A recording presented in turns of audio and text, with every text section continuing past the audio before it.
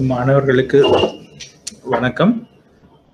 அப்போ நாங்கள் போன வாரம் நாங்கள் சந்தை சமநிலையை பற்றி படித்திருந்தோம்.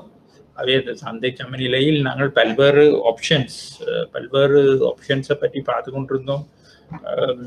கேள்வி நிகழ்ச்சி 5 விலைசார் கேள்வி நிகழ்ச்சி 5 எவ்வாறு மாற்றங்கள் ஏற்படும் பொழுது சந்தை சமநிலை எப்படி இருக்கும், நிரம்பல் நிகழ்ச்சி 5 எவ்வாறு இருக்கும் என்று, பிறகு அரச வரி நேரில் வரி விதிக்கும் பொழுது என்ன மாதிரி அந்த விலைசார் கல்வி நிகழ்ச்சிக்கு ஏற்ற மாதிரி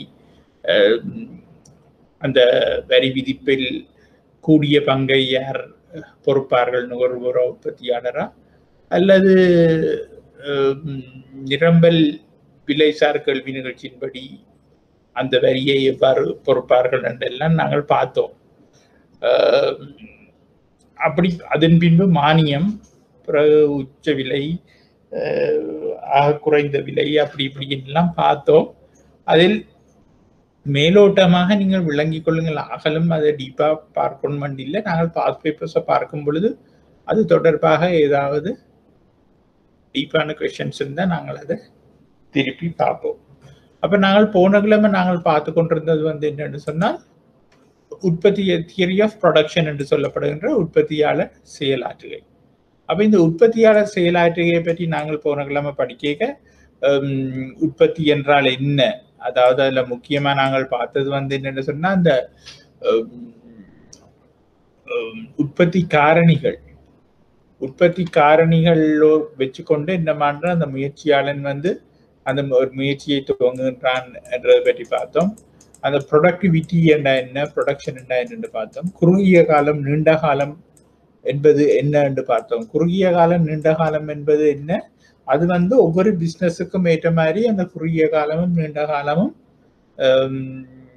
அமையும்.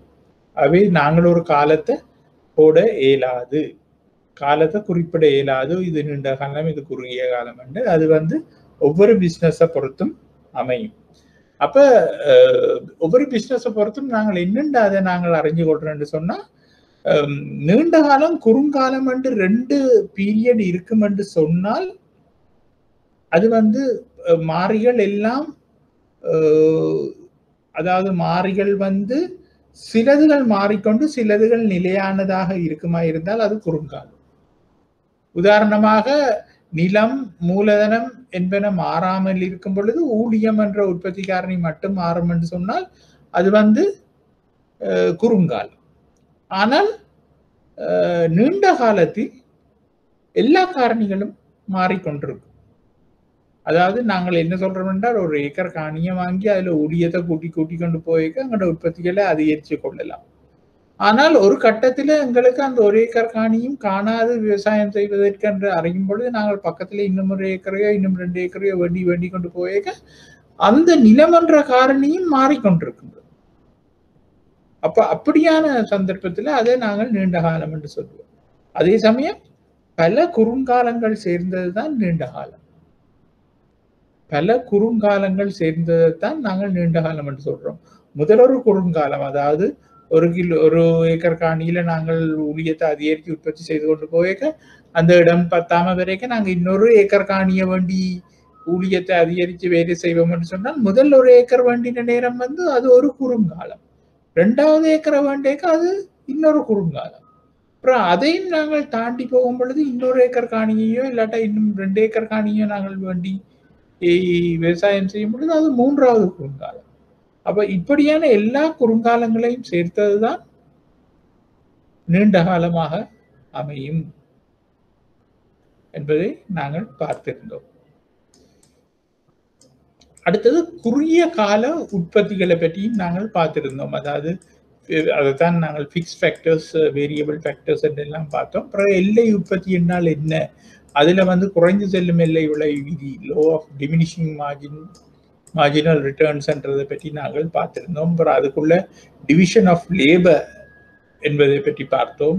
ஸ்பெஷலைசேஷன் என்ற விடயத்தையும் பார்த்தோம். இதை நாங்கள் முதலாவது வகுப்பு 2வது வகுப்புலையும் இதை நாங்கள் பார்த்திருக்கின்றோம். அதெல்லாம் அது பிரச்சனை இல்லை. அதுக்கு அடுத்தது சராசரி உற்பத்தியை பற்றி நாங்கள் பார்த்தோம். சராசரி உற்பத்தி என்பது என்ன? மொத்தமாக எங்களுக்கு கிடைக்கின்ற உற்பத்தியை நாங்கள் உள்ளீட்டால பிரிக்க வாரதுதான். உள்ளீடு என்பது என்ன? பெரும்பாலும் நாங்கள் உள்ளூடாக செய்யப்படும் உழைப்பு என்ற அழகால நாங்கள் பிரிக்க வாரது சராசரி உற்பத்தியாக இருக்கும். அப்ப எல்லை உற்பத்தி என்றால் என்ன? ஒரு வேரியபிள் ஃபேக்டரை நாங்கள் உள்ளீடு செய்யும் பொழுது மேலதிகமாக மொத்த உற்பத்தியில் ஏற்படும் மாற்றம் தான் எல்லை உற்பத்தி. அதாவது நாங்கள் இந்த வேரியபிள் காரணி என்று நாங்கள் மாறங்காரணி என்று சொல்றது ஒரு உழைப்பை நாங்கள் மேலதிகமாக அதுக்கு கொண்டு வரும் பொழுது மொத்த உற்பத்தியில் என்ன மாற்றம் ஏற்படுதோ அதைத்தான் நாங்கள் எல்லை உற்பத்தி என்று சொல்கின்றோம். சராசரி உற்பத்தி என்றது இது. மொத்த உற்பத்தி என்பது மொத்தமாக எங்களுக்கு கிடைக்கின்ற உற்பத்தி. அவே நாங்கள் இதுல இருந்து போவோம். எல்லை உற்பத்தி, சராசரி உற்பத்தி மற்றும் மொத்த உற்பத்தி ஆகியவற்றுக்கு இடையே உள்ள தொடர்பை பற்றி நாங்கள் பார்ப்போம். எல்லை உற்பத்தி, சராசரி உற்பத்தி மற்றும் மொத்த உற்பத்திக்கு இடையே உள்ள தொடர்பை நாங்கள் பார்ப்போம். அப்ப நான் லாஸ்ட் வீக் விட்ட இடத்துல இருந்து தான் நான் துவங்கி கொண்டு போறேன். உங்களுக்கு சில நேரங்கள்ல போர்ட்ல கீரைக போர்ட் விளங்காட்டா ஒருக்கா சொல்லுங்க. தெளிவாக தெரிகிறதா இல்லை இருக்கும், அது ஒருக்கா சொல்லுங்க. எனக்குண்டா கொஞ்சம் நாட் ஹாப்பியா இருக்கு. ரைட். அப்ப நாங்கள் எல்லை உற்பத்தி, சராசரி உற்பத்தி மற்றும் மொத்த உற்பத்தி ஆகியவற்றுக்கு இடையுள்ள தொடர்பை நாங்கள் பார்க்க இந்த 3 விதத்திலுமான உற்பத்திகளின் நடத்தை போக்குகளுக்கு இடையே உள்ள தொடர்பு ஒரு தொடர்பு ஒன்று இருக்கின்றது. அதாவது எல்லை உற்பத்தி, சராசரி உற்பத்தி, மொத்த உற்பத்தி. இந்த உற்பத்தியில் சிக்கனம் உள்ள காலம் மற்றும் சிக்கனமின்மை உள்ள காலம் என்று 2 உள்ளது. அதாவது சிக்கனம் என்று சொல்லும்போது நாங்கள் உங்களோட உற்பத்தி காரணிகள்ல உற்பத்தி செலவில் கூடுதலான சிக்கனத்தை நாங்கள் பயன்படுத்துவோம். அப்ப ஒரு காலம் வரைக்கும் அந்த சிக்கனமின்மை இல்லாம போகும். அப்ப மொத்த உற்பத்தி வளைகோட்டில் அந்தந்த புள்ளிகளின் சரிவு, அப்போ ஒரு கோட்டின் சரிவு தான் எல்லை உற்பத்தி. அந்த சரிவுன்றது என்னன்னு உங்களுக்கு தெரியும். ஒரு கோட்டை நாங்கள் கிட்ட விட அந்த கோடு ஒரு பக்கத்துக்கு சரிஞ்சு இருக்கும்னா அந்த சரிவின் இதைத்தான் சொல்றேன் நாங்கள் மொத்த உற்பத்தியின் சரிவு தான் எல்லை உற்பத்தி என்று நாங்கள் சொல்லிக் கொள்கின்றோம். மொத்த உற்பத்தியில் ஏற்படும் சரிவு. எல்லை உற்பத்தி அதிகரிக்கின்ற காலகட்டத்தினுள் மொத்த உற்பத்தியானது அதிகரித்து செல்லுகின்ற வேகத்தில் அதிகரிக்கும். அப்ப எல்லை உற்பத்தி அதிகரித்து கொண்டு செல்லும் பொழுது மொத்த உற்பத்தி மிக வேகமாக செல்லும். அதாவது அதிகரித்து செல்லுகின்ற வேகத்தில் அதிகரிக்கும், எக்ஸலரேட் பண்ணி கொண்டு போகும் எல்லை உற்பத்தி அதிகரிக்கின்ற காலகட்டத்தில். அதே போன்று எல்லை உற்பத்தி குறைவடைகின்ற காலத்தில் மொத்த உற்பத்தி குறைந்து செல்லுகின்ற வேகத்தில் அதிகரிக்கும். அதாவது மொத்த உற்பத்தி அதிகரிக்கும், அதாவது எல்லை உற்பத்தி முதல் அதிகரிக்க மொத்த உற்பத்தி மிக வேகமாக அதிகரிக்கும். எல்லை உற்பத்தி குறைவடைகின்ற நேரத்தில் மொத்த உற்பத்தி அதிகரித்து கொண்டுதான் இருக்கும், ஆனா குறைவாக அதிகரிக்கும். அப்ப எல்லை உற்பத்தி எதிர்கணியமாக போகும் பொழுது மொத்த உற்பத்தி குறைவடைய துவங்கும். அப்ப அதே போன்று சராசரி உற்பத்தியையும் இதுக்குள்ள நாங்கள் எடுத்துக்கொள்வோம். அப்ப சராசரி உற்பத்தி என்பது என்ன? நான் சொன்ன மாதிரி மொத்த உற்பத்தியை உள்ளீட்டால நாங்கள் பிரிச்ச வேண்டாம் வாரது சராசரி உற்பத்தி. இங்க உள்ளீடுன்ற நாங்கள் பெரும்பாலும் ஊழியத்தை தான் நாங்கள் சொல்லிக் கொள்கின்றோம். அதே போன்று சராசரி உற்பத்தி அதிகரிக்கின்ற காலகட்டத்தில் எல்லை உற்பத்தி அதை விட உயர்வாக அதிகரிப்பதோடு பாருங்க, சராசரி உற்பத்தி அதிகரிக்கின்ற நேரத்தில் எல்லை உற்பத்தி வந்து சராசரி உற்பத்தியின் வேகமாக அதிகரிக்கும். சராசரி உற்பத்தி குறைவடைகின்ற, அந்த எழுத்தை திருத்திக் கொள்ளுங்க, சராசரி உற்பத்தி குறைவடைகின்ற காலகட்டத்தில் எல்லை உற்பத்தி அதை விட அதிக அளவில் குறைவடையும். அப்ப சராசரி உற்பத்தி ஒருக்கா ஏறி இறங்குதுண்டா, சராசரி உற்பத்தி ஏறுற நேரம் எல்லை உற்பத்தி அதை விட வேகமாக ஏறி எல்லை உற்பத்தி சராசரி உற்பத்தி குறைவடைகின்ற நேரத்தில் எல்லை உற்பத்தி அதை விட வேகமாக குறைவடைகின்றது. அப்ப அதுல நான் வாசிக்க நீங்கள் அந்த தமிழை திருத்திக் கொள்ளுங்க. சராசரி உற்பத்தி குறைவடைகின்ற காலகட்டத்தில் எல்லை உற்பத்தி அதைவிட அதிக அளவில் குறைவடையும். சராசரி உற்பத்தியுடன் உச்ச பெறுமதியில் எல்லை உற்பத்தி அதற்கு சமமானதாக அமையும். அப்ப சராசரி உற்பத்தியின் உச்ச பெறுமதியில் டொப்ல இருக்கிற இடத்துல எல்லை உற்பத்தி அதற்கு சமமான, அதாவது அதை வெட்டி கொண்டு போகும். அந்த பாயிண்டை எல்லை உற்பத்தி வெட்டி கொண்டு போகும். அப்ப மேற்படி 3 உற்பத்திகளினதும் நடத்தை போக்கு நாங்கள் கீழே உள்ள 1-2 படத்துல காட்டப்பட்டுள்ளது. அப்ப இதற்கிணங்க மேற்படி உற்பத்திகளின் நடத்தை போக்கு உற்பத்தி செயற்பாட்டின் சிக்கனம் மற்றும் சிக்கனமின்மை காலங்கள் பற்றிய கருதுகோளின் அடிப்படையில் அமைந்துள்ளதோடு மேற்படி வளைகோடுகளுக்கு இடையிலான தொடர்பானது கணித ரீதியில் ஒரு ஏற்படும் தொடர்பாகவும் கருதப்படுகின்றது. அப்ப இங்க வளைகோடு வண்ண பாருங்கோ, கிராஃப் வண்ண பார்த்தீங்கள் என்றால் ஏபி நான் சொன்ன மாதிரி ஏபி கூடி, ஏபி என்றது சராசரி உற்பத்தி கூடி குறைகின்றது. ஆனால் எம்பியை பாருங்கோ, ஏபி கூடிக்கொண்டு போகும் பொழுது அதை விட வேகமாக கூடி, பிறகு பாருங்கோ ஏபி குறையும் பொழுது அது குறைய துவங்குது. அதிலும் பார்க்க வேகமா ஸ்டீப்பா குறையும் பொழுது ஏபி இந்த உச்ச புள்ளியை தொட்டுக்கொண்டு குறையும். ஏபியின் உச்ச புள்ளியை தொட்டுக்கொண்டு குறையும். அதுதான் இங்க கவனிக்க வேண்டியது. மற்றது அந்த டிபிக்கல் மொத்த உற்பத்தியின் கோடு வந்து இப்படித்தான் இருக்கு.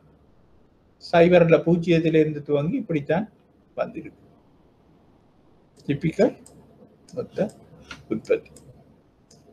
அப்ப குறைந்து செல்லும் விளைவு விதி கோட்பாடு. அப்ப குறைந்து செல்லும் விளைவு விதி கோட்பாடு லோ ஆஃப் டிமினிஷிங் ரிட்டர்ன்ஸ் என்று சொல்லுகின்றது. அது வந்து என்ன நடக்குது என்று சொன்னால், ஒரு அலகை நாங்கள் கூட்டிக் கொண்டு போக ஒரு நிலையான அலகோட ஒரு மாறும் அலகை நாங்கள் கூட்டிக் கொண்டு போகும்பொழுது ஒரு கட்டத்துக்கு அங்கால அந்த மொத்த உற்பத்தி என்பது குறைவடைய துவங்கும்.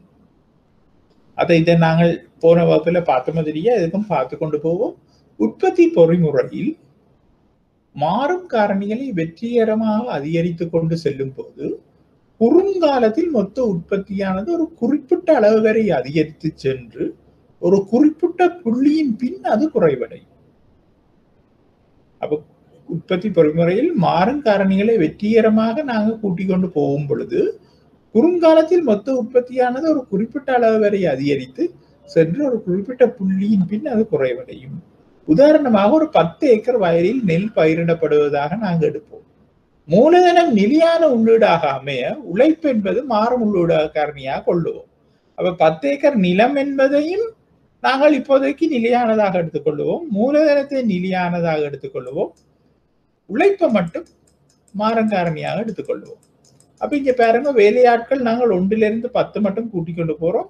மொத்த உற்பத்தி அலகுகள்ல 10, 40, 80, 120, 140, 150, 150, 145, 135, 120 வந்திருக்கின்றது. அப்ப சராசரி உற்பத்தி என்பது வேலையாட்களால பிரிக்க வாரதுதான். இப்ப 1 பிரிச்சா 10 தான். 2வது வேலையாட்களோட 40 மொத்த உற்பத்தி என்று சொன்னா சராசரி உற்பத்தி 20 வருகின்றது. அப்ப அப்படித்தான் அந்த சராசரி உற்பத்தி கணிக்கப்பட்டு உள்ளது. அப்ப இங்க எல்லை உற்பத்தி என்பது முதலாவது வேலையால் இருக்கும் பொழுது டேஷ், முதலாவது அது மாறும் பொழுதுதான் அது எல்லை உற்பத்தி வரும். அப்ப முதலாவது வேலையாட் ஒரு ஆளோட மொத்த உற்பத்தி 10 அலகுகளா இருந்ததுன்னா அங்க எல்லை உற்பத்தி இல்லை, 0 என்று சொல்லலாம். 2வது வேலையால நாங்கள் சேர்க்கும் பொழுது மொத்த உற்பத்தியை பாருங்க, முதலாவது வேலையால் இருக்கும் பொழுது 10 இருந்தது, பிறகு 2வது வேலையால சேர்க்க 40 வந்து விட்டது. அப்ப வித்தியாசம் எவ்வளவு? 30 கூடியுள்ளது. அந்த 30 தான் எல்லை உற்பத்தி என்று நாங்கள் சொல்லுகின்றோம். அப்ப 3வது வேலையால சேர்க்கும் பொழுது மொத்த உற்பத்தி 80 என்று சொன்னா சராசரி உற்பத்தி வந்து இதை நாங்கள் 90 போட்டுக்கொள்ளுங்க. இந்த மொத்த உற்பத்தி அலகுகள்ல 90 போட்டுக்கொள்ளுங்க 3வது வேலையாட சேர்க்கும் பொழுது. அப்ப 3வது வேலையால சேர்க்கும் பொழுது மொத்த உற்பத்தி 90 என்று சொன்னால் சராசரி உற்பத்தி 90 3ஆல பிரிச்சா 30. அப்ப எல்லை உற்பத்தி எவ்வளவு? முதல் 40 இருந்தது, இப்ப 90 கூடிட்டு 50 வருகின்றது. அப்ப 4 பேரை சேர்க்க 120 அதுவே சராசரி 30, எல்லை உற்பத்தி 30ஆக வருகின்றது. அப்ப 5வது வேலையாளர் சேர்க்கும் பொழுது 140 மொத்த உற்பத்தி, 28 சராசரி உற்பத்தி, 20ஆக இருக்கின்றது எல்லை உற்பத்தி. 6வது ஆளை சேர்க்கும் பொழுது 180ஆக இருக்கின்ற மொத்த உற்பத்தி, சராசரி உற்பத்தி 25ஐயும் எல்லை உற்பத்தி 10ஐயும் காட்டுகின்றது. ஆனால் 7வது ஆளை சேர்க்கும் பொழுது அதே மொத்த உற்பத்தி தான் 180லேயே நிற்கின்றது. அப்ப சராசரி உற்பத்தி 7ஆல பிரிக்க 21ஆக குறைஞ்சு எல்லை உற்பத்தி அங்கே 0ஆக வருகின்றது. அப்ப அதுக்கு பிறகு பாருங்க 8, 9, 10 வேலையாட்களை நாங்க கூட்டேக்க மொத்த உற்பத்தி 145, 135, 120ஆக குறைவடைந்து கொண்டிருக்கின்றது. அப்ப இங்க சராசரி உற்பத்தியும் குறைவடையும். அப்படி பார்க்க மொத்த உற்பத்தியில ஏற்படுற நெகட்டிவ் ரிட்டர்ன் எல்லை உற்பத்தியை மைனஸாக காட்டுகின்றது. இரண்டாம் மொத்த உற்பத்தியில ஏற்படும் மாற்றம் தான் எல்லை உற்பத்தி. அப்ப இதை வச்சுக்கொண்டு நாங்கள் ஒரு படம் கீர்வமா இருந்த ஒரே கிராஃப்ல இங்க பாருங்க மொத்த உற்பத்தி தான் மேல போய் வருகின்றது ஒரு இடத்துல. அப்ப 2வது சராசரி உற்பத்தியை நீங்கள் கீறி கொள்ளுங்க. இதுல கொஞ்சத்துக்கு கீறிட்டு அப்புறம் விடுபட்டுட்டது. சராசரி உற்பத்தியை நீங்கள் கீறலாம். கீறும் பொழுது சராசரி உற்பத்தி இப்படியே போய் இந்த எம்சி 4வது யூனிட் 4வது உற்பத்தி ஆள போடைக்க பாருங்கோ சராசரி உற்பத்தியும் 30ஆகத்தான் இருக்கின்றது, எல்லை உற்பத்தியும் 30ஆகத்தான் இருக்கின்றது. அப்ப இந்த 4வது ஆள ஊழியத்தை சேர்க்கும் பொழுது ஏபி என்ற கோடும், இந்த ஏபி என்ற கோடு தான் கீறாமல் இருக்கின்றது, எம்பி என்ற கோடு தான் இப்படி மைனஸுக்கு போகின்றது. அப்ப ஏபி இந்த எம்பி என்ற கோட்டோட முட்டி பாருங்கள். அதுக்கு பிறகு அந்த கிராஃபை நீங்களே சொற்கா கீறி பார்க்கலாம். அப்ப 30க்கு பிறகு பாருங்க சராசரி உற்பத்தி 28, 25 குறைஞ்சு கொண்டு வரும். ஆனா எம்சி 20, 10 மைனஸுக்கு போகுது. அப்ப இந்த ஏபி என்ற கோடு 4வது புள்ளியில அந்த கோடு சந்திக்கிற இடத்துல சந்திச்சு எம்பி கோட்டுக்கு மேல் பக்கமாக வரும். மேல் பக்கமாக ஆனா குறைஞ்சு கொண்டு வரும். அப்ப இதுல சிக்கனம் இன்மை என்ற 2 இடத்தை நாங்கள் சொன்னோம். அதை கொஞ்சம் பிறகு நாங்கள் பார்த்துக்கொள்வோம். இப்ப நாங்கள் இந்த 3 கட்டங்களையும் பார்த்துக்கொள்வோம். இதுல 4வது அலகுகள் வரும் மட்டும் 4வது ஊழியம் சேர்க்கப்படும் மட்டும் உள்ள ஏரியா, இடப்பக்கம் உள்ள ஏரியா கட்டம் 1 என்றும், 4க்கும் 7க்கும் இடையில உள்ள கட்டம் 2ஆம் கட்டம் என்றும், 7க்கு பிறகு உள்ள ஊழியர் உள்ள இடம் வலப்பக்கம் 3ஆம் கட்டம் என்றும் நாங்கள் சொல்லிக் கொள்ளலாம். அப்ப எல்லை உற்பத்தி சராசரி உற்பத்தி இரண்டுமே அதிகரிக்கின்றது. எல்லை உற்பத்தி அதிகரிப்பு வேகமானது சராசரி உற்பத்தியிடம் பார்க்க கூடுதலாக உள்ளது 1வது இடத்துல. மொத்த உற்பத்தியானது மிகவும் வேகமாக அதிகரிக்கின்றது. அதான் நாங்கள் முதல் பார்த்தோம், மொத்த உற்பத்தி மிகவும் வேகமாக அதிகரித்து கொண்டிருக்கும். அப்ப 2வது கட்டத்தில் எல்லை உற்பத்தி மற்றும் சராசரி உற்பத்தி என்பன எல்லை உற்பத்தி சராசரி உற்பத்தியை சந்திச்சு கொண்டு மீட் பண்ணி கொண்டு சராசரி உற்பத்தியின் உச்ச கட்டத்தில் எல்லை உற்பத்தி கிராஸ் பண்ணி கொண்டு ரெண்டுமே வீழ்ச்சி அடைய துவங்கும். எல்லை உற்பத்தியின் வீழ்ச்சியானது சராசரி உற்பத்தியின் வீழ்ச்சியின் பார்க்க கூடுதலாக உள்ளது. மொத்த உற்பத்தி தொடர்ந்தும் அதிகரிக்கின்றது, ஆனால் மிகவும் குறைந்த வேகத்தில். அப்ப மொத்த உற்பத்தியை பார்த்தீங்கன்னா அந்த ஸ்லோப் எக்ஸ் அச்சை நோக்கி வந்துடும். முதல் ஸ்டீப்பா இருக்கும் y அச்சை நோக்கில தான், பிறகு மெதுவானோன்னு எக்ஸ் அச்சை நோக்கின ஒரு கோடு இடம் இருந்து வலமாக கீழிருந்து மேலாக இருக்கும். அப்ப 3வது கட்டத்துல மொத்த உற்பத்தி குறைய துவங்கும். எல்லை உற்பத்தி மைனஸுக்கு போயிடும். அதாவது அந்த கீழ் எக்ஸ் அச்சுக்கு கீழே வருது பாருங்க அந்த கிராஃப்ல. சராசரி உற்பத்தி குறைஞ்சு கொண்டு போகும். ஆகவே உற்பத்தியின் உச்ச கட்டம் அந்த 2ஆம் கட்டம் முடிகிற இடமா தான் இருக்கு. அப்ப அந்த உற்பத்தியின் உச்ச கட்டம் இந்த அதாவது எஃபிஷியன்டான ப்ரொடக்ஷன் எங்க இருக்குன்னு சொன்னால் இந்த எம்பியும் ஏபியும் சந்திக்கிற 4 என்ற ஊழியத்துல தான் எஃபிஷியன்டான அவுட்புட் இருக்கும். அந்த 4 கண்டதுக்கு பிறகு நீங்க ஊழியத்தை அதிகரிக்கும் பொழுது எல்லை உற்பத்தியோ சராசரி உற்பத்தியோ வீழ்ச்சி அடையும். ஆனாலும் தொடர்ந்தும் மொத்த உற்பத்தியை அதிகரிச்சு கொண்டு போறபடியா உற்பத்தியாளன் வந்து தன் உற்பத்தியை அதிகரித்து கொண்டு போவான். ஆனால் எங்க அந்த மொத்த உற்பத்தி உச்சத்தை தொடுதோ 160 150 160 150 அந்த 150 என்ற இடத்துல எல்லை உற்பத்தி பூஜ்ஜியமாகும் பொழுது அவன் தன் உற்பத்தியை நிறுத்துவான். அதுக்கு மிஞ்சியும் அவன் உற்பத்தி செய்வானாக இருந்தால் அது மைனஸுக்கு போகும், அவனுக்கு நட்டம் ஏற்படும். அப்ப உற்பத்தியாளர் 150 என்ற மொத்த உற்பத்தியில எல்லை உற்பத்தி பூஜ்ஜியமாக இருக்கும் பொழுது தன் உற்பத்தியை நிறுத்தி கொள்ளுவான். அப்ப எல்லை விளைவு கோட்பாடு, எல்லை விளைவு விதி கோட்பாடு, law of return to scale என்று நாங்கள் சொல்லிக் கொள்வோம். அப்ப இந்த கோட்பாடு வந்து மாறும் உள்ளீட்டு காரணி ஒன்றுக்கும் மொத்த வெளியீட்டுக்கும் உள்ள தொடர்பை நீண்ட காலத்தில் காட்டுகின்றது. அப்ப நீண்ட காலத்தில் அது இப்ப நாங்கள் உடனடியாக மாறும் உள்ளீட்டு காரணி என்றைக்கு நாங்கள் ஒரு ஊழியத்தை எடுத்துக்கொள்வோம். அப்போ ஊழியம் தான் நாங்கள் பெரும்பாலான சந்தர்ப்பங்கள்ல லேசாயும் இருக்கும் மாறும் உள்ளீட்டு காரணியா நாங்கள் எடுத்துக்கொள்வோம். அப்ப இந்த கோட்பாடு மாறும் உள்ளீட்டு காரணிக்கும் மொத்த வெளியீட்டுக்கும் உள்ள தொடர்பை நீண்ட காலத்தில் காட்டுகின்றது. நீண்ட காலத்தில் எல்லா உற்பத்தி காரணிகளும் மாறும் காரணிகளாக கருதப்படும். அப்ப நான் சொன்னேன் தானே, நீண்ட காலத்திலே எல்லா உற்பத்தி காரணிகளும் மாறும் காரணிகள். அங்க ஒன்றுமே நிலையானதாக இருக்காது. நிலத்தை நாங்கள் வேண்டத்தான் வேண்டி இருக்கும், கூடுதலாக அது மாறிக்கொண்டிருக்கும். மூலதனத்தையும் கூடுதலாக போட வேண்டி இருக்கும், அதுவும் மாறிக்கொண்டிருக்கும்.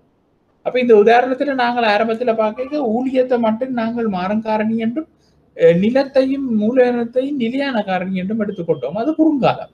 ஆனா நீண்ட காலத்துல எல்லா காரணியும் மாற்றமடையும். அப்ப இந்த விளைவு விதி கோட்பாடு 3 வகைப்படும். ஒன்று அதிகரித்து செல்லும் விளைவு விதி, மற்றது மாறா எல்லை விளைவு விதி, மற்றது குறைந்து செல்லும் எல்லை விளைவு விதி. அப்ப அதிகரித்து செல்லும் எல்லை விளைவு விதி என்ன? சமமான வீதத்தில் உள்ளீடுகளின் அதிகரிப்பானது கூடுதலான வீதத்தில் வெளியீட்டை தருமானால், அதாவது நாங்கள் 1 2 என்று சொல்லிக்கொண்டு உள்ளீட்டை நாங்கள் கூட்டிக் கொண்டு போக அங்க 100 200 400 600 800 என்று மொத்த உற்பத்தி மிக பிரமாண்டமாக அதிகரித்து கொண்டிருக்கும் என்று சொன்னால் அங்க நாங்கள் சொல்றது என்னன்னு சொன்னா அதிகரித்து செல்லும் எல்லை விளைவு விதி. அப்ப இந்த கட்டத்தில் சராசரி செலவு குறைவடைந்திருக்கு. அப்ப நீங்கள் இந்த கிராஃப்ல டேபிள்ல பாத்தீங்களேன்னா ஆரம்பத்துல சராசரி உற்பத்தி, சராசரி செலவு நாங்கள் அடுத்த செக்ஷன்ல நாங்கள் பார்க்க போறோம். சராசரி செலவு குறைவடைந்திருக்கு. அப்ப இதை சொல்றது அளவு திட்ட சிக்கனம், எக்கனமிஸ் ஆஃப் ஸ்கேல் என்று நாங்கள் சொல்லுவோம். எக்கனமிஸ் ஆஃப் ஸ்கேல் என்றா என்ன? அளவு திட்ட சிக்கனம். பிரமாண்டமான அளவுல, மிகப்பெரிய அளவுல நாங்கள் உற்பத்தி காரணிகளை வச்சு உற்பத்தி செய்து கொண்டு போய்க்க எங்களுக்கு தெரியாமலே எவ்வளவோ சிக்கனங்கள் எங்களுக்கு இருக்கும் அந்த உற்பத்தியில. உதாரணத்துக்கு நாங்கள் ஒரு சாஃப்ட் ட்ரிங்க்ஸ் ப்ரொடியூஸ் பண்ற ஒரு கம்பெனியை எடுத்துக்கொண்டால், நீங்க ஒவ்வொரு மணித்தியாலம் மெஷின் ஒரே அடியா ப்ரொடியூஸ் பண்ணி கொண்டு இருக்குன்னு சொன்னால் எவ்வளவோ சிக்கனங்கள் அங்கு இருக்கும். ஏனென்று சொன்னால் மெஷின் மெயின்டெனன்ஸ்ல நிறைய செலவுகள் குறைவாக இருக்கும். அப்படி குறைவாக இருக்கிற நேரத்துல நிறைய ப்ரொடக்ஷன் நடந்து கொண்டிருக்கும். அப்போ ஒரு அலகுக்கான உற்பத்தி செலவு என்று நாங்கள் பார்க்க சரியா குறைவடைவது இருக்கு. மற்றது ஊழியர்கள் வந்து அளவான முறையில அங்க சேர்க்கப்பட்டிருக்கும். அந்த ஊழியர்கள் அளவான முறையில சேர்க்கப்பட்டிருக்கும் பொழுது அங்கே வந்து இந்த ஊழியர்கள் எஃபிஷியண்டா வேலை செய்வார்கள், வினைத்திறனுடன் வேலை செய்வார்கள். அப்ப அப்படியான நேரத்துல வந்து கூடுதலான அளவு திட்ட சிக்கனம் இருக்கு, எக்கனமிஸ் ஆஃப் ஸ்கேல். அங்கே வந்து அந்த நிறுவனத்துக்கே சில நேரங்கள்ல தெரியாத மாதிரி எவ்வளவோ சிக்கனங்கள் இருக்கே, உற்பத்தி செலவு என்பது மிகவும் குறைந்து காணப்படும். ஆனால் நீங்கள் கவனத்தில் வச்சிருக்கணும், இது ஒரு மாஸ் ஸ்கேல் ப்ரொடக்ஷன்ல தான் இந்த எக்கனமிஸ் ஆஃப் ஸ்கேல எங்களால கண்டுகொள்ளக்கூடியதாக இருக்கும்.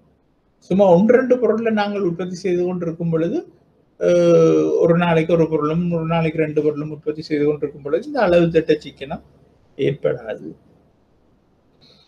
அப்ப இந்த அளவு திட்ட சிக்கனம் எல்லை விளைவு அளவு திட்ட சிக்கனம் என்றால் என்ன என்று பார்ப்போம். இந்த அளவு திட்ட சிக்கனமானது ஒரு இயந்திரத்திலோ அல்லது ஒரு நிறுவனத்திலோ காணப்படும், குறிப்பாக நீண்ட காலத்தில் காணப்படும். அது வந்து ஒரு மாஸ் ஸ்கேல்ல நீண்ட காலத்திலே பார்க்கலாம். பார்க்க முடியாத விடயங்கள் எண்ணிலடங்காததாக இயந்திரம் மற்றும் உபகரணங்களில் காணப்படும். அப்ப நிறைய விடயங்கள், எண்ணிலடங்காத விடயங்கள் உபகரணங்கள் இயந்திரங்கள்ல காணப்படும். அப்ப அப்படியான எத்தனையோ செயற்பாடுகள் ஒன்றுடன் ஒன்று தொடர்பு பட்டு காணப்படும். அப்ப ஒன்றோடொன்று தொடர்பு பட்டு காணப்படும் பொழுது அது தொடர்ச்சியாக அந்த இயந்திரங்களும் உபகரணங்களும் வேலை செய்து கொண்டிருக்கும் பொழுது வெரி குவிக்கா அவங்களுக்கு ப்ரொடக்ஷன் முடியும். அப்ப நாங்கள் அந்த இயந்திரங்கள் இல்லாம மனுஷரை கொண்டு, மனித உழைப்பை கொண்டு அந்த வேலைகளை செய்ய அந்த சிக்கனமற்ற தன்மை என்பது எங்களால வடிவா காணக்கூடியதாக இருக்கு. அப்ப இந்த இயந்திரங்கள் உபகரணங்களை வச்சு உற்பத்தி செய்யும் பொழுது தொடர்ச்சியான உற்பத்திக்கு அதுகள் சரியா வசதி செய்து தரும். ஆனாலும் ஆரம்ப காலகட்டத்திலே இந்த இயந்திரங்கள் உபகரணங்களுக்குரிய பராமரிப்பு செலவு குறைவாக இருக்கும். அப்படி குறைவாக இருக்கும் பொழுது இன்னும் கூடுதலான உற்பத்தி செலவு குறைவடைந்து காணப்படுவதற்கு சாத்தியம் உள்ளது. இங்க பாருங்க, மூலதன உபகரணங்கள் பலவற்றில் அதிகரித்து சென்ற சிக்கனத்தை காணக்கூடியதாக உள்ளது. இவற்றினை பொருத்தும் செலவு, உபயோகிக்கும் செலவுகள் என்பன மிக குறைவாகவே அதிகரிக்கும் அதன் இயலளவுடன் ஒப்பிடும் பொழுது. அப்ப இப்ப பாருங்க என்னன்னு சொன்னா, இப்ப நாங்கள் ஒரு மெஷினை பூட்டுறோம். மெஷினை பூட்டுறதுக்கு எங்களுக்கு 10 மில்லியன் வருதுன்னு சொல்லுவோம், செலவு இல்லாட்ட 1 மில்லியன் செலவுன்னு சொல்லுவோம். ஆனா அந்த மெஷினை பூட்டின பிறகு நாங்கள் ஒவ்வொரு நாளும் ஒவ்வொரு மாதம் பூட்ட போறோம் இல்லை. அது பிறகு நீண்ட காலத்துக்கு நாங்கள் அதை அப்படியே வச்சு பாவிக்க போகின்றோம். அப்ப அந்த நீண்ட காலத்திலையும் தொடர்ச்சியாக உற்பத்தி நடைபெறும் பொழுது, ஒரு நாளைக்கு 1 லட்சம் யூனிட்ஸ் நாங்கள் உற்பத்தி செய்து கொண்டு வரும் பொழுது 30 நாளும் 30 லட்சம் யூனிட்ஸை நாங்கள் உற்பத்தி செய்திருவோம். அப்ப இந்த நாங்கள் பொருத்தின செலவு என்பது ஒரு அலகுக்கான உற்பத்தி செலவோட பார்க்க மிகவும் குறைவாக இருக்கும். ஆனா கவனிச்சு பாருங்க, ஒரு மாசம் பூரா நாங்கள் மெனக்கட்டு ஒரு பொருளை தான் உற்பத்தி செய்யறோம்னா அந்த ஒரு பொருளோட உற்பத்தி செலவோட இந்த இயந்திரத்தை பொருத்தின அந்த 1 மில்லியனை நாங்கள் சேர்க்க வேண்டியிருக்கு. 1 மில்லியன் ஒரு போர்ஷனை சேர்க்க வேண்டியிருக்கு. ஆனா ஒரு மாதத்துக்கு நாங்கள் மேனுவலா ஒரு பொருளை உற்பத்தி செய்யறதிலும் பார்க்க, நான் முதல் சொன்ன மாதிரி ஒரு நாளைக்கு 1 லட்சம் பொருளை இயந்திரம் உற்பத்தி செய்யும் பொழுது கூடுதலான சிக்கனம் ஏற்படுகின்றது. அதாவது நான் என்ன மனிதனோட ஒரு பொருளை உற்பத்தி செய்யறது உதாரணத்துக்கு சொன்னான். என்னன்னு சொன்னால், இயந்திரத்தை பொருத்தி போட்டு மிச்ச வேலைகளுக்கு மனிதன் ஓடி திரிஞ்சான் என்றால், மனித உழைப்பு ஓடி திரியும் என்று சொன்னால் அங்கே எஃபிஷியன்சி குறைவாக இருக்கும். அந்த பொருட்களோட உற்பத்தி அந்த 2 பொருட்களை உற்பத்தி செய்வதற்கிடையே உள்ள நேரம் கூடுதலாக இருக்கும். அப்படியான நேரத்தில் அந்த டைம் வேஸ்ட் ஆகுன்றது. இந்த செலவுகள் கூடாது, செலவுகளை குறைக்க முடியாத சந்தர்ப்பத்தில் அங்க அந்த பொருளோட உற்பத்தி செலவு, சராசரி உற்பத்தி செலவு கூடுதலாக காணப்படும். ஆகவேதான் இயந்திரங்கள் வேகமாக பொருட்களை உற்பத்தி செய்யும் பொழுது டைம் கேப் குறைவாக இருக்கும். அங்கே அதைத்தான் நாங்கள் சொல்லுகின்றோம் அளவு திட்ட சிக்கனம் என்று, எக்கனமிஸ் ஆஃப் ஸ்கேல் என்று. அப்படியான சிக்கனத்துக்கு ஒன்றுதான் இந்த செலவுகளை குறைப்பது, வேகமான உற்பத்தி. அப்ப சிறப்பு பண்புகளின் சிக்கனம், மிகப்பெரிய அளவிலான வெளியீடுகளில் கூடுதலான சிறப்பியல்புடைய உழைப்பு அல்லது தொழிலாளரையும் மூலதன உபகரணங்களையும் பயன்படுத்தலாம். அப்ப மிகப்பெரிய அளவில் வெளியீடுகள் நடக்க நீங்க கவனிச்சு பார்க்கலாம். நாங்கள் ஒரு மாசத்துல 3 மில்லியன் பொருட்களை உற்பத்தி செய்கின்றோம். வேறொரு இடத்துல 1 லட்சம் பொருட்கள் உற்பத்தி செய்யப்படுது என்று சொன்னா, சில நேரில் தொழில்கள், அதாவது கிளரிக்கல் வேலைகள், சேலரிஸ் செய்கிற வேலைகள், இல்லாட்டா அந்த பொருட்களோட உற்பத்தி விநியோகம் தொடர்பான வேலைகளை ஒரே ஆள் செய்யலாம். ஒரு கிளாக்க போட்டே செய்திடலாம். அப்ப நீங்கள் 100 பொருட்கள் ஒரு மாதத்துக்கு உற்பத்தி செய்தாலும் ஒரு ஆள் தேவைப்படும். 3 மில்லியன் பொருட்களை உற்பத்தி செய்தாலும் ஒரு ஆளால சமாளிக்கலாம். அப்ப அவருக்கு கொடுக்கப்படுற சம்பளம் 2 இடத்திலையும் ஒரே அளவு என்று சொன்னா, 3 மில்லியன் பொருட்களை உற்பத்தி செய்யும் பொழுது அவருடைய சம்பளத்தை 3 மில்லியனால பிரிக்க வர சராசரி உற்பத்தி செலவு என்பது வெகு குறைவாக இருக்கும். ஆனால் மற்ற இடத்துல 100 பொருட்களை உற்பத்தி செய்யும் பொழுது அவற்றை சம்பளத்தை 100ஆல தானே பிரிக்க வேண்டியிருக்கும். ஒரு பொருளுக்கான சராசரி செலவு கூடுதலாக இருக்கும் ஒப்பிட்டு ரீதியில். மிகச்சிறந்த தொழில்நுட்பம் அல்லது ஒழுங்குபடுத்தல்கள் தேவைப்படும். அப்ப அளவு திட்ட சிக்கனம் அதிகரிக்கும் பொழுது தன்னிச்சையான உபகரணங்கள் பலவற்றை உபயோகிக்கக்கூடியதாக இருக்கும். மனித கட்டுப்பாட்டு இயந்திரங்களுக்கு பதிலாக தன்னிச்சையான உபகரணங்கள் இங்க சொல்ற வந்து இந்த ஆட்டோமேட்டிக்கான வேலை செய்யறது, இந்த ரோபோ மாதிரியான இயந்திரங்கள். அப்ப மனித கட்டுப்பாட்டு இயந்திரங்களை போடைக்கதான் நெச்ச நேரம் நிப்பாட்டி நெச்ச நேரம் எடுத்து அந்த டைம் வேஸ்ட் நடக்கும். அப்ப இப்ப எக்கனமிஸ் ஆஃப் ஸ்கேல் கூடுதலாக இருக்கிற நேரத்துல இந்த ஆட்டோமேட்டிக் இயந்திரங்கள் இல்லாட்டா ரோபோஸ் வந்து கூடுதலாக இயங்கிக் கொண்டிருக்கும். அப்ப மொத்தமாக மூலப்பொருட்களை வாங்கக்கூடியதாக இருக்கு. அப்ப மொத்தமாக நாங்கள் மூலப்பொருட்களை வாங்கும் பொழுது எங்களுக்கு மூலப்பொருள் வேண்ட செலவு குறைவா இருக்கும். அதை கொண்டு வர செலவுகள், உள்ளுக்கு கொண்டு வர செலவுகள், நகர்த்துற செலவுகள் எல்லாம் சீப்பா இருக்கும். அதனுடைய தரக்கட்டுப்பாட்டை மேற்கொள்வது இலகுவாக இருக்கும். நிறைய பொருட்களை வாங்கும் பொழுது நாங்கள் கழிவுகள் டிஸ்கவுண்டையும் கேட்டு வேண்டிக் கொள்ளலாம். அதால ஒப்பீட்டு ரீதியில அதன் விலைகள் குறைவாக இருக்கும். விளம்பரம் செய்ய வழிகிட்டா அந்த முடிவு பொருட்களுக்கு நாங்க விளம்பரம் செய்ய வழிகிட்டா மிகப்பெரிய விளம்பரங்களை செய்யக்கூடியதாக இருக்கு. அப்ப மிகப்பெரிய விளம்பரங்களை செய்யும் பொழுது அது நிறைய ஆக்களை கவரும். நிறைய ஆக்களை கவரும் பொழுது கூடுதலான விற்பனை அங்கே நடக்கும்.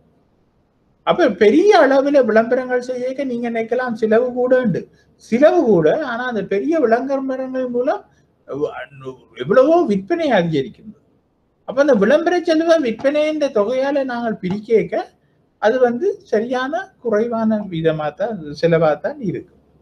அப்ப நிதி செலவுகளையும் சீக்கிரமாக குறைக்கலாம். அதாவது நாங்கள் வேண்ட கடன்கள், ஒர்க்கிங் கேபிட்டல் லோன், அதுகளை எல்லாத்தையும் நிறைய எஃபிஷியண்டா நாங்கள் பயன்படுத்தி கொள்ளக்கூடியதாக இருக்கு. முகாமைத்துவ நுட்பங்களை பயன்படுத்துவதன் மூலம் முகாமைத்துவ பொருளாதாரத்திற்கு சிறப்பு தேர்ச்சி பெற்றவர்களை பயன்படுத்தலாம். அப்போ முகாமைத்துவ நுட்பங்களை நாங்கள் போடுவோம். அந்த முகாமைத்துவ நுட்பங்களை பயன்படுத்துவதன் மூலம் முகாமைத்துவ பொருளாதாரத்தில் சிறப்பு தேர்ச்சி பெற்றவர்களை நாங்கள் பயன்படுத்தக்கூடியதாக இருக்கு. அப்ப இப்படியான காரணங்களால எங்களுக்கு எக்கனமிஸ் ஆஃப் ஸ்கேல் கிடைக்கின்றது. அப்ப நீண்டகால சராசரி செலவு கோடு, நீண்டகால சராசரி செலவு கோடுன்றது இப்படி ஒரு கோடாகத்தான் இருக்கும். அதாவது பெரிய ஆண்டா மாதிரி அகலும் யூ டர்ன்ல இருக்கிற கோடுகள் மாதிரி இல்லாம ஒரு பெரிய யூ மாதிரி இருக்கும். இல்ல பெரிய அண்டா ஒன்றை, பெரிய அண்டா ஒன்றை வச்சு விட்டா எப்படி இருக்குமோ அப்படி. ஏனென்று சொன்னா இது நிறைய குறுங்காலங்களை சேர்ந்த ஒரு சராசரி செலவு கோடாகத்தான் இருக்கும். நிறைய குறுங்காலங்கள்ட அடிப்புள்ளி, நிறைய யூ கோடுகள் இதுக்குள்ளே இருக்கும். அந்த அந்த ஒவ்வொரு குறுங்காலத்தின் யூ புள்ளின் அடிக்கோட்டை தொட்டு கொண்டுதான் இந்த நீண்ட கால சராசரி செலவு கோடு உருவாகின்றது. அப்ப அப்படி உருவாகின்ற நீண்டகால சராசரி செலவு கோட்டுண்ட அடிப்புள்ளியில தான் உத்தம இயலளவு உத்தம உற்பத்தி மட்டம் தீர்மானிக்கப்படுகின்றது. இந்த படத்தை பொறுத்த மட்டும் அது எம் என்ற புள்ளியாக அமைகின்றது. அப்ப வெளியீடு என்பது செலவோட ஒப்படைக்க வெளியீடு என்பது எம் என்ற புள்ளியில வருகின்றது. அப்ப மேலே குறிப்பிடுவது ஒரு நீண்ட காலத்தில் இயந்திரம் ஒன்றின் சராசரி செலவு கோடு ஓஎம் என்ற உற்பத்தி மட்டம் உத்தம இயலளவை காட்டுகின்றது. அப்ப இங்கு சராசரி செலவு ஆக குறைவாக இருக்கின்றது. அப்ப அந்த இடத்துல நாங்கள் உற்பத்தியை நிப்பாட்டினாதான் அது வந்து எங்களுக்கு மோஸ்ட் எஃபிஷியன்ட், மோஸ்ட் ஐடியல் பிளேஸாக இருக்கும். அவை அதாலதான் நாங்கள் அதை சொல்றோம் உத்தம உற்பத்தி மட்டம் என்று, உத்தம இயலளவை காட்டுகிறோம். அப்ப முதலாவது நாங்கள் அதிகரித்து செல்லும் எல்லை விலை விதியை பார்த்தோம். இப்ப நிலையான மாறா எல்லை விலை விதிக்கு வரைக்க அங்க என்ன நடக்குதுன்னு சொன்னா, நாங்கள் உற்பத்தி உள்ளீட்டு காரணிகளை அதிகரிக்கும் பொழுது அந்த அதிகரிக்கும் அதே வேகத்துலதான் இங்க உற்பத்தியும் அதிகரிக்கும். அப்ப அதை நாங்கள் மாறா எல்லை விளைவு விதி என்று சொல்லிக் கொள்ளலாம். அதாவது இப்போ ஒன்றுல ஒரு ஊழியத்தை நாங்கள் 1, 2, 3 என்று கூட்டிக் கொண்டு போகும் பொழுது அதே வீதாசாரத்துல தான் இங்க உற்பத்தி 100, 200, 300 என்று அதிகரிச்சு கொண்டு. ஆனா நான் அதிகரிக்கும் எல்லை விளைவு விதியில நான் சொன்னேன் 1, 2, 3 என்று கூப்பிடும் பொழுது இங்க 100, 200, 400, 800, 1200 என்று கூடிக்கொண்டு போகும் அதிகரித்த வகத்தில். இங்க அதே வீதத்துலதான் அதிகரிக்கும். அப்ப அது கூட எங்களுக்கு நாங்கள் விளங்கி கொள்ளலாம். அங்கே வந்து அளவு திட்ட சிக்கனம் என்பது இல்லாம போகுது என்றதை நாங்கள் விளங்கி கொள்ளலாம். முதல் இருந்த நிலையில அந்த உற்பத்தி நடக்கலையே என்று விளங்கி கொள்ளலாம். ஆனாலும் நாட் பேட். நாட் பேட், எங்களுக்கு உற்பத்தி நடந்து கொண்டிருக்கும். ஓகே, நத்திங் டு வரி, உற்பத்தி தொடர்ச்சியா போய்கொண்டிருக்கும். குறைந்து செல்லும் எல்லை விளைவு வீதி, இதுதான் சொல்றது diminishing marginal returns. Diminishing marginal returns சமமான அளவு வீதத்தில் உள்ளீடுகள் அதிகரிக்கப்படும் போது வெளியீடானது அதிகரிக்கும் வீதம் குறைவாக இருக்குமாயின் அது குறைந்து செல்லும் எல்லை விளைவு விதி எனப்படுகின்றது. உதாரணத்துக்கு நாங்கள் ஊழியத்தை 1, 2, 3 அதிகரிக்கும் பொழுது இங்க 100, 200, 300 அதிகரிக்குமா இருந்தா அது மாறா எல்லை விளைவு விதி. ஆனா 100, 150, 170, 180 என்று போய்கொண்டிருக்கும். அதிகரிக்கிறது தான் மொத்த உற்பத்தி, ஆனா குறைந்த வீதத்துல அதிகரிக்கும்.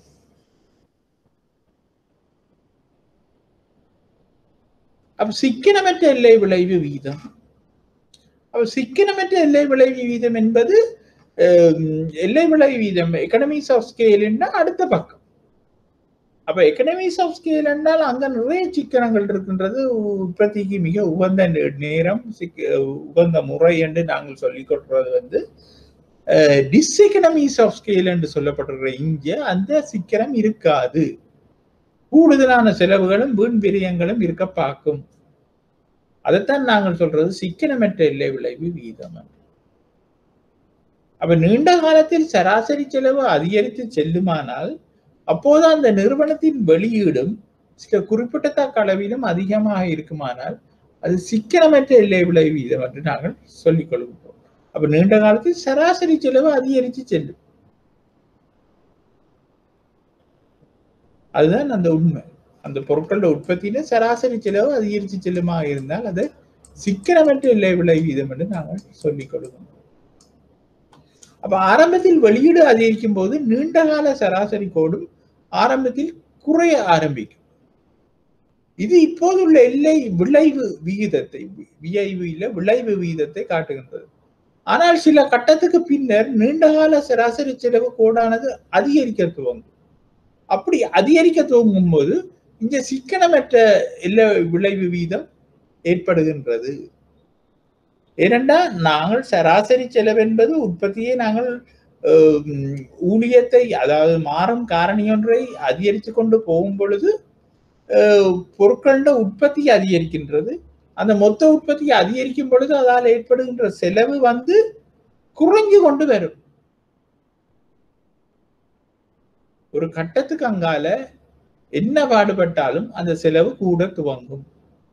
உற்பத்தி அதிகரிக்கும், ஆனா செலவு கூட துவங்கும், சராசரி செலவு. அப்ப அப்படி கூடும் பொழுது எங்களுக்கு தெரியும் அங்கே நிறுவனம் ஒரு லாபமற்ற தன்மை, நட்டத்தன்மைக்கு போகின்றது. அப்ப அப்படியான நேரத்தில் உற்பத்தியை தொடர்வது அர்த்தமல்ல. உற்பத்தியை தொடர்வது என்று நான் சொல்வது உற்பத்தியை அதிகரிப்பது. அந்த உற்பத்தி அளவை, உத்தம உற்பத்தி மட்டத்தை நான் அந்த மேலே கூறிய அந்த OM என்ற புள்ளியில, நீண்டகால செலவு கோட்டில் ஆக கீழ் புள்ளியில தீர்மானிக்கின்ற மாதிரி அந்த இடத்துல உற்பத்தியை ஸ்டாப் பண்ணிடணும். அந்த அளவு பொருட்களை தான் உற்பத்தி செய்து கொண்டிருக்கோம். அதை தாண்டி உற்பத்தி செய்யும் பொழுது செலவு கூடும், நிறுவனத்தின் சிக்கனமற்ற தன்மை ஏற்படும். நீண்ட சராசரி செலவு கோடான அதிகரிக்க தொடங்கும். முக்கியமான சிக்கனமற்ற எல்லை விளைவு வீதம் வருவது எப்போது என்றால் முகாமைத்துவம் மற்றும் நிர்வாக பிரச்சனைகளை பாரிய இயந்திரங்களுடனான உற்பத்தியில், ஊதியம் மற்றும் பாரிய திட்டங்களில் எதிர்நோக்கப்படும். அப்ப பெரிய மெசிவ் உற்பத்திகள் நடந்து கொண்டிருக்கும் பொழுது நிர்வாக மற்றும் ஊதியம் தொடர்பான பிரச்சனைகள் ஊழியர்களுக்கிடையே ஏற்படும் பொழுது இந்த சிக்கனமற்ற தன்மை உருவாகின்றது. அப்ப நாங்க இப்ப பார்த்தது உற்பத்தி கோட்பாடு. அப்ப இதுல ஏதாவது விளங்க இல்லைன்னா நீங்கள் என்னட்ட ஒரு 1 நிமிடம் 2 நிமிடம் நீங்கள் கேளுங்க.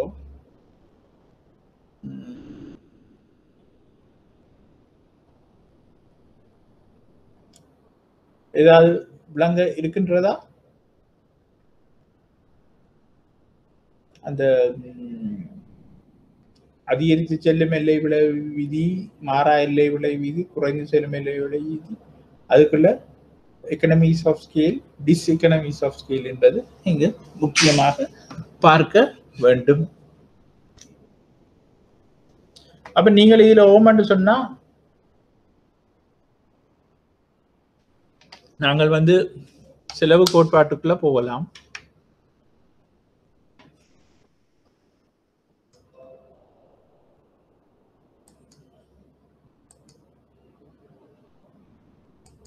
அப்ப இங்க பாருங்க செலவு கோட்பாடு. அப்ப இந்த உற்பத்தி கோட்பாடோடு சம்பந்தப்பட்டதாக இந்த செலவு கோட்பாடு அமைந்து காணப்படுகின்றது. அங்க நாங்கள் உற்பத்தியின் தொடர்ச்சியான குவான்டிட்டியை தான் நாங்கள் பார்த்தனாங்க. இங்கே செலவோடு சேர்த்து பார்க்க போகின்றோம்.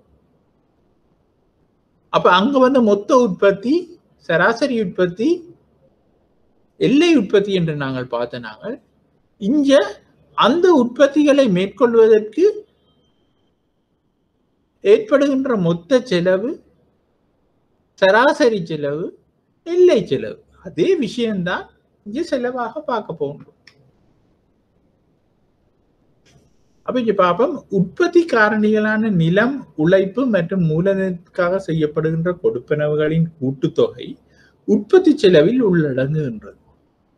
அப்போ உற்பத்தி செலவுன்ற நாங்க என்ன சொல்றோம்னா, நிலத்துக்கு வாடகை கொடுக்கின்றோம், உழைப்புக்கு கூலி கொடுக்கின்றோம், மூலதனத்துக்கு வட்டி கொடுக்கின்றோம்.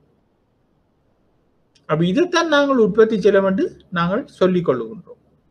அப்ப உற்பத்தியின் மூலம் கிடைக்கின்ற லாப நட்டம், அப்ப முயற்சியாளனுக்கு கிடைக்கின்றது லாபம்.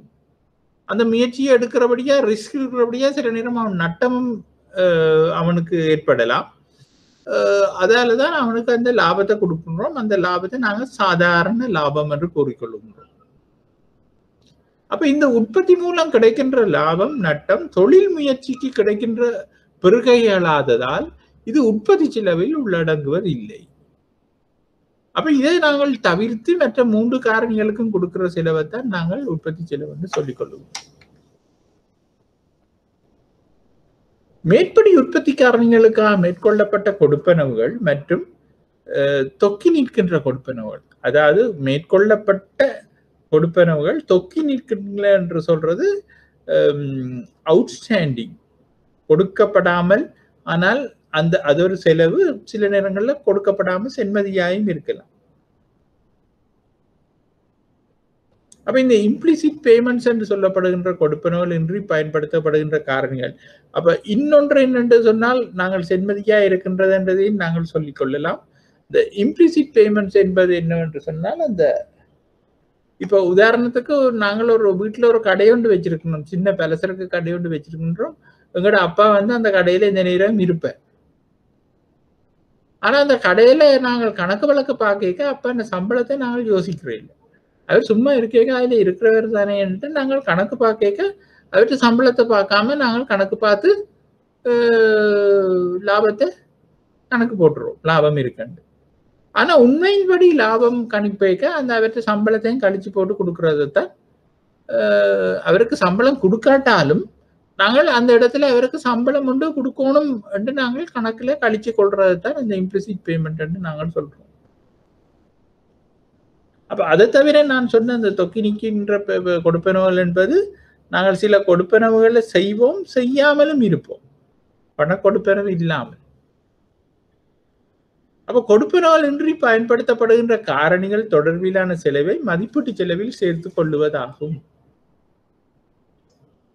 உதாரணமாக, தொழில் முயற்சியாளருக்கு சொந்தமான கட்டிடங்கள் கொடுப்பனவுகள் எதுவுமின்றி பயன்படுத்தப்படுவதாய் அதற்கு ஏற்புடையதான வாடகையை செலவில் சேர்த்து கொள்ளல் வேண்டும்.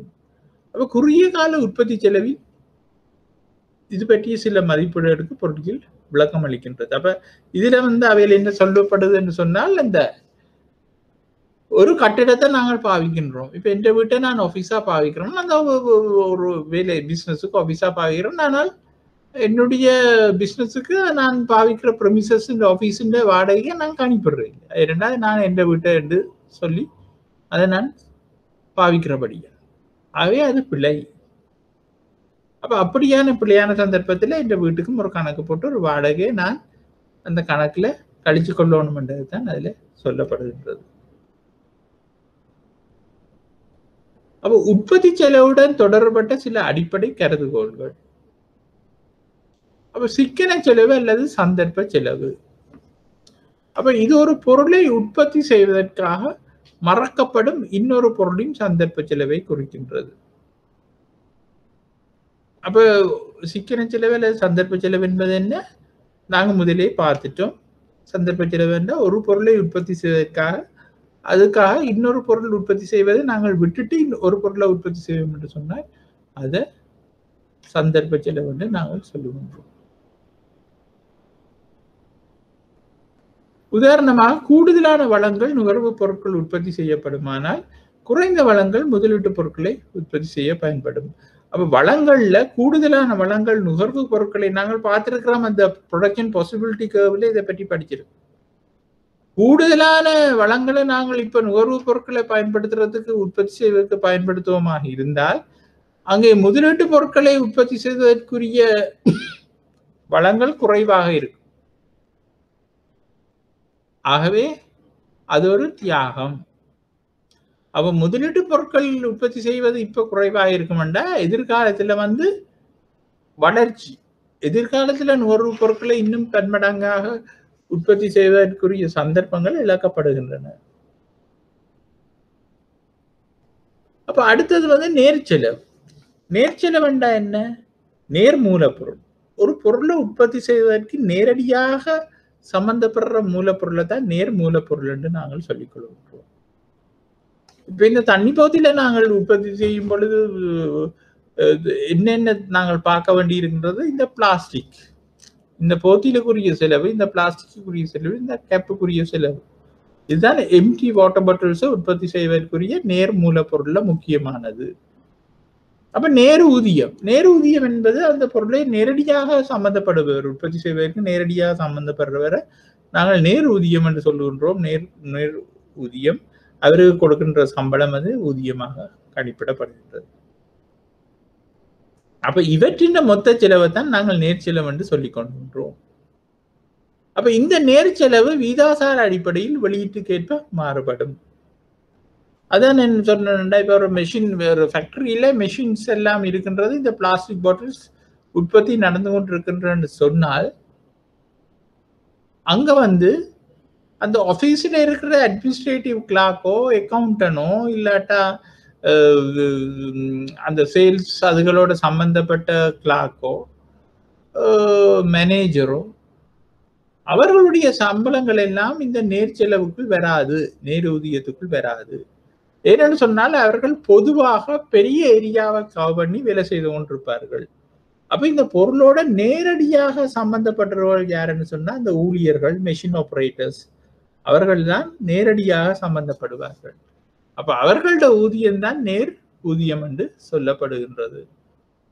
அப்ப நேர்ச்செலவு என்பது இந்த நேர் மூலப்பொருளையும் நேர் ஊதியத்தையும் கூட்டினதாக இருக்கும். அப்ப அடுத்தது நேரில் செலவுகள். அப்ப நேரில் செலவுகள் என்று சொல்லும் பொழுது நான் சொன்ன இந்த நேரில் செலவு இந்த உற்பத்திக்கு பயன்படுற இன்டிரெக்ட் மெட்டீரியல்ஸ் இருக்கு. இன்டிரெக்ட் மெட்டீரியல்ஸ் இருக்கு. அந்த மெஷினை ஆப்ரேட் பண்றதுக்காக நாங்கள் சர்வீஸ் செய்ய வேண்டி இருக்கும், ஆயில்களை மாற்ற வேண்டி இருக்கும். இப்ப நான் சொன்ன மாதிரியான ஸ்டாஃப் சம்பளங்கள் அதுகள் எல்லாம் நேரில் செலவுகள், இல்லாட்டா மெயின்டலை ஓவர்ஹெட் எக்ஸ்பென்சஸ் என்று நாங்கள் சொல்லுவோம், இல்லாட்டா இன்டிரெக்ட் எக்ஸ்பென்சஸ் என்று சொல்லிக்கொள்வோம். அப்ப உற்பத்தி செய்யப்படும் நேரடியாக பயன்படுத்தப்படாத எந்த செலவும் நேரில் செலவு எனப்படும். இது மொத்த செலவில் நேர் மூலப்பொருள் செலவையும் நேர் ஊதிய செலவையும் தவிர்ந்ததாகும். இது மொத்த செலவில் நேர் மூலப்பொருள் செலவையும் நேர் ஊதிய செலவையும் தவிர்ந்த ஏனைய செலவுகள் எல்லாம் நேரில் செலவுகள் என்று சொல்லப்படும். உதாரணமாக விற்பனை செலவு, விநியோக செலவு மற்றும் நிர்வாக செலவுகள் இல்லாது. அவை இங்க இன்னொன்று இருக்கின்றது, நிலையான செலவு என்று பிக்ஸ் காஸ்ட் என்று சொல்லுவோம், அதை எஃப்சி என்று நாங்கள் சொல்லிக் கொள்வோம். அவை நிலையான காரணிகளுக்காக மேற்கொள்ளப்படுகின்ற கொடுப்பனவுகள் இங்கு நிலையான செலவு என்று சொல்லப்படுகின்றது. அப்ப இங்க கவனிச்சு பாருங்க, இப்ப நான் உங்களுக்கு சொன்ன இந்த நேரில் செலவுகள் இருக்கின்றது தானே, இப்போ உதாரணமா ஒரு மேனேஜர், ஒரு வேஜ் கிளார்க், ஒரு அட்மினிஸ்ட்ரேட்டிவ் கிளார்க், அவர்கள் எல்லாரும் 2 நாள் ப்ரொடக்ஷன் நடக்காட்டாலும் அவர்களுக்கு சம்பளம் கொடுக்கத்தான் வேண்டும். நாங்கள் இருக்கிற ஆஃபீஸ் இல்லாட்டா ஃபேக்டரி, நான் இப்ப காய்ச்சி கொண்டிருக்கிறேன் இந்த வாட்டர் பாட்டில் உற்பத்தி செய்யற ஃபேக்டரி உண்டு. அந்த ஃபேக்டரி ஆஃபீஸ் இருக்கின்ற இடத்தை பொறுத்த மட்டும் நாங்கள் இன்றைக்கு அந்த இடத்தை வாடகைக்கு எடுத்தோமோ அண்டையில இருந்து நாங்கள் உற்பத்தியை செய்கின்றோமோ செய்யலையோ வாடகை கொடுக்கத்தான் வேண்டும்.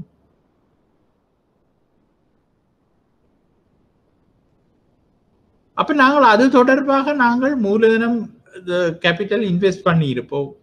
அப்ப இந்த கேபிட்டலுக்குரிய வங்கியில நாங்கள் அந்த மூலதனத்தை எடுத்திருந்தோம் என்று சொன்னால் கடனாக அதுக்குரிய வட்டியை நாங்கள் செலுத்தத்தான் வேணும். அது இங்க உற்பத்தி நடக்குதோ இல்லையோ அதை நாங்கள் செலுத்தத்தான் வேணும். அப்ப இப்படியான செலவுகளை சொல்லுவது நிலையான செலவு. அப்ப உற்பத்தி நடக்காத நேரத்திலையும் அங்கே ஒரு செலவு இருக்கும், அதை நாங்கள் சொல்லுவது நிலையான செலவு என்று சொல்லுவோம்.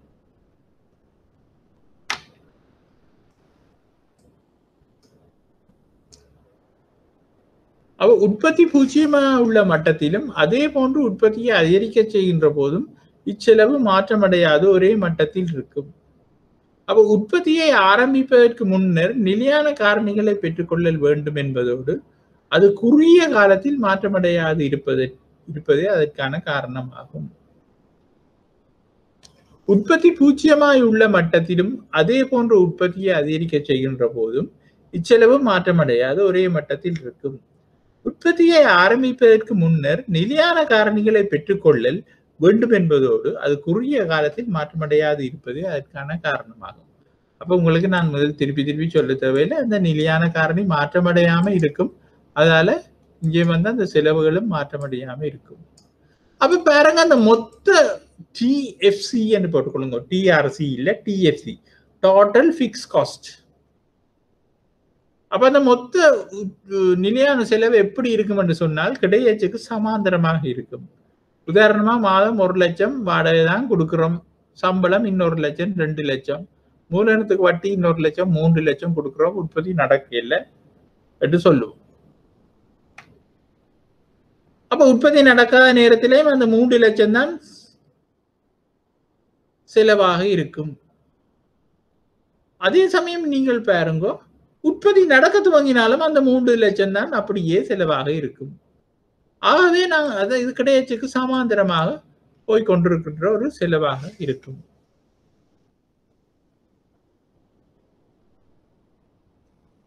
அப்ப அடுத்தது நாங்கள் பார்க்க போறோம் என்னன்னா மொத்த மாறும் செலவு. மொத்த மாறும் செலவு, அது திருத்தி கொள்ளுங்க, மொத்த மாறும் செலவு within bracket total variable cost, VARI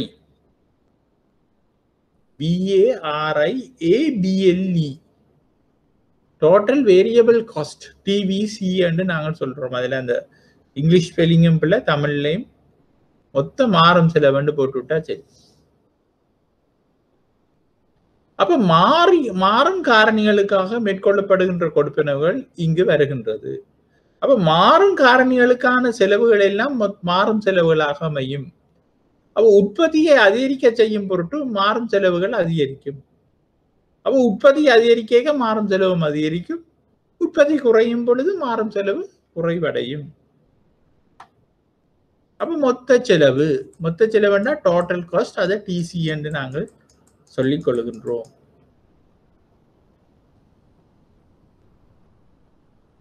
அப்ப இந்த மொத்த செலவு என்பது என்ன என்று சொன்னால், இந்த நிலையான செலவையும் மாறும் செலவையும் கூட்ட வாரது மொத்த செலவாக அமைகின்றது. டோட்டல் ஃபிக்ஸ் காஸ்ட் TFC சக TVC ரெண்டையும் கூட்ட வருவது மொத்த செலவாக அமைகின்றது.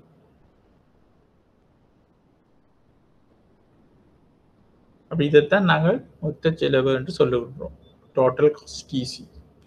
உற்பத்தி பூஜ்ஜியமாக உள்ள மட்டத்தில் மொத்த செலவு நிலையான செலவுக்கு சமமாக இருக்கும் என்பதோடு உற்பத்தியை திருத்திக் கொள்ளுங்க, உற்பத்தியை அதிகரிக்கின்ற போது மாறும் செலவு என்று போடுங்க. உற்பத்தியை அதிகரிக்கின்ற போது மாறும் செலவு உருவாவதன் காரணமாக மொத்த செலவு மாறும் செலவு உருவாவதற்காக மொத்த செலவுக்கு சமமான விகிதத்தில் அதிகரிக்கும். மொத்த செலவு மாறும் செலவுடன் ஒப்பிடும் பொழுது அதே மாதிரி பேட்டர்ன்ல அதிகரிக்கும். ஆனா ஒரே ஒரு வித்தியாசம், அது வந்து 0த்தில் இருந்து ஆரம்பிக்கும் மொத்த மாறும் செலவு என்பது. ஆனா மொத்த செலவு என்பது மொத்த நிலையான செலவு இந்த துவக்க புள்ளியிலிருந்து துவங்கும். அப்ப பாருங்க, டிசி என்றது மொத்த செலவு, டிவிசி என்றது மொத்த மாறும் செலவு, டிஎஃப்சி டிஆர்சியில டிஎஃப்சி என்றது மொத்த நிலையான செலவு. அப்ப மொத்த நிலையான செலவு கிடையாச்சுக்கு சமாந்தரமாக போகும். மொத்த மாறும் செலவு என்பது சைபர்ல இருந்து தான் போகும். ஏனென்றா அங்க உற்பத்தி சைபரா இருக்கும் பொழுது செலவும் சைபராகத்தான் இருக்கும். உற்பத்தி 1 இருக்கும்போது செலவு 100 இருக்கலாம். ஆனால் இந்த மொத்த நிலையான செலவை மொத்த மாறும் செலவையும் கூட்டித்தான் எங்களுக்கு மொத்த செலவு வாரபடியால் அதே சமயம் மொத்த நிலையான செலவு என்பது ஒரே சீராக கிடையாச்சுக்கு சமாந்தரமாக இருக்கும் என்றபடியால் இந்த மொத்த செலவு என்பது மொத்த நிலையான செலவு என்ற தொடக்க புள்ளியிலிருந்து தான் அதிகரிக்கும். அது அதிகரிக்கும் பொழுது இந்த மொத்த மாறும் செலவு என்ற பேட்டர்ன்லேயே அதிகரிக்கும். அப்போ ஒரு மொத்த மாறும் செலவு ஒரு டூப்ளிகேட் கர்வா தான் மொத்த செலவு இருக்கும். ஆனா ஒரே ஒரு இது என்னன்னு சொன்னால் சைபரில் இருந்து மொத்த செலவு துவங்காது.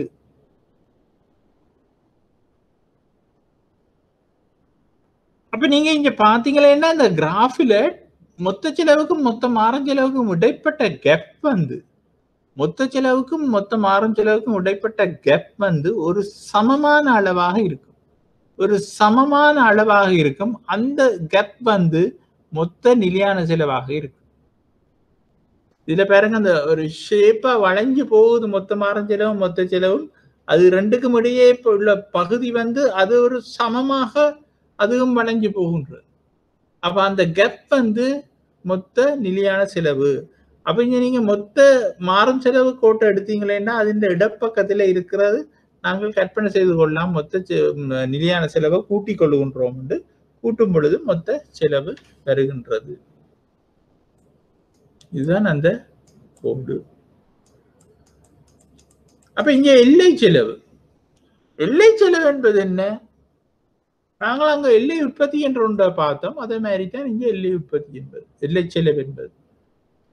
ஒரு குறிப்பிட்ட ஒரு பொருளை நாங்கள் உற்பத்தி செய்து கொண்டு போகும் பொழுது அந்த பொருளை நாங்கள் உற்பத்தியின் அதிகரிப்பு, ஒவ்வொரு பொருளின் உற்பத்தி அதிகரிப்புக்கும் மொத்த செலவில் ஏற்படுற மாற்றம் தான் எல்லை செலவு. அப்ப இங்க பாருங்க, குறிப்பிட்டது ஒரு உற்பத்தி மட்டத்திலிருந்து மேலும் ஒரு அலகினால் உற்பத்தியை அதிகரிக்க செய்யும் பொருட்டு செலவாகின்ற மேலதிக செலவு எல்லை செலவாகும். உதாரணமாக உற்பத்தி அலகுகளின் தொகையை 10லிருந்து 20 வரை அதிகரிக்கும் பொருட்டு அப்ப நாங்க உற்பத்தியை 10லிருந்து 20 வரை அதிகரிக்கின்றோம். மொத்த செலவு 30லிருந்து 50 வரை அதிகரிக்குது என்று சொன்னால் அங்கே எல்லை செலவு வந்து மொத்த செலவு 30லிருந்து 20 மட்டும் அதிகரிச்சிருக்கு, அது 20 தான் கூடியிருக்கு. 30லிருந்து 50 மட்டும் அதிகரிச்சிருக்கின்ற 20 தான் செலவு அதிகரிச்சிருக்கு. ஆனால் இங்கே தொகை வந்து உற்பத்தி தொகை வந்து 10ஆல அதிகரிச்சிருக்கு. 10லிருந்து 20க்கு 10ஆக அதிகரிச்சிருக்கு. அப்ப 20 10ஆல பிரிச்சா வாரது 2. மொத்த செலவின் மாற்றம் உற்பத்தி அலகுகளின் எண்ணிக்கையின் மாற்றம் தான், அதால பிரிக்க வாரதுதான் இந்த எல்லை செலவு. அப்ப இதற்கிணங்க ஒவ்வொரு உற்பத்தி அலகுகள் இரண்டிற்கும் இடையே எல்லை செலவு ஒன்று உள்ளது. அப்போ ஒவ்வொரு உற்பத்தி அலகையும் நாங்கள் உற்பத்தி செய்யும் அந்த மொத்த செலவில் ஏற்படுற மாற்றம் வந்து எல்லை செலவாக அமைகின்றது. அப்ப மொத்த செலவின் அதிகரிப்பு மாறும் செலவின் அதிகரிப்புக்கு, அதை நாங்கள் திருத்திக் கொள்வோம், மாறும் செலவின் அதிகரிப்புக்கு சமமானதாகும் என்பதால் எல்லை செலவானது ஒவ்வொரு உற்பத்தி அலகுக்கும் செலவாகின்ற மேலதிக மாறும் செலவுக்கு சமமானதாக இருக்கும். அப்ப இங்க நான் என்ன சொல்றேன் என்று சொன்னால், நிலையான செலவு நிலையானதுதான், அதுல மாற்றம் இல்லை. ஆனா மாறும் செலவு தான் மாறிக்கொண்டிருக்கின்றது. அப்ப இங்க நாங்க எல்லை செலவை கணிப்பிடும் பொழுது மொத்த செலவில் ஏற்படும் அதிகரிப்பைத்தான் நாங்கள் எல்லை செலவு என்று எடுக்க வேண்டும். ஆனால் நிலையான செலவில் மாற்றம் இல்லாத பொழுது அந்த மொத்த செலவில் ஏற்படும் அதிகரிப்பு வந்து உண்மையிலேயே அந்த மாறும் செலவின் அதிகரிப்புக்கு சமமானதாக இருக்கும்.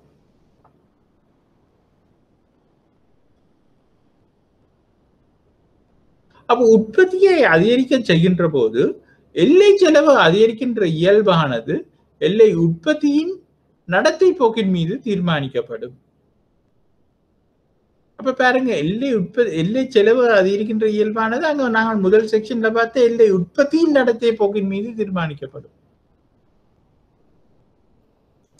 அப்ப உற்பத்தியின் ஆரம்ப கட்டத்தில் எல்லை உற்பத்தி அதிகரிப்பதனால் அத்தகைய சிக்கனம் மற்றும் உற்பத்தி திறனின் காரணமாக எல்லை செலவு குறைவடையும். அப்ப அங்க நாங்கள் என்ன சொன்னாங்க, உற்பத்திக்கு அதிகரிக்கும் பொழுது எல்லை உற்பத்தி வேகமாக அதிகரிக்கும் என்று சொன்னோம். அதே மாதிரி இங்க எல்லை செலவு அங்க எல்லை உற்பத்தி வேகமாக அதிகரிக்க இங்க எல்லை செலவு என்பது வேகமாக குறைவடைந்து கொண்டிருக்கும்.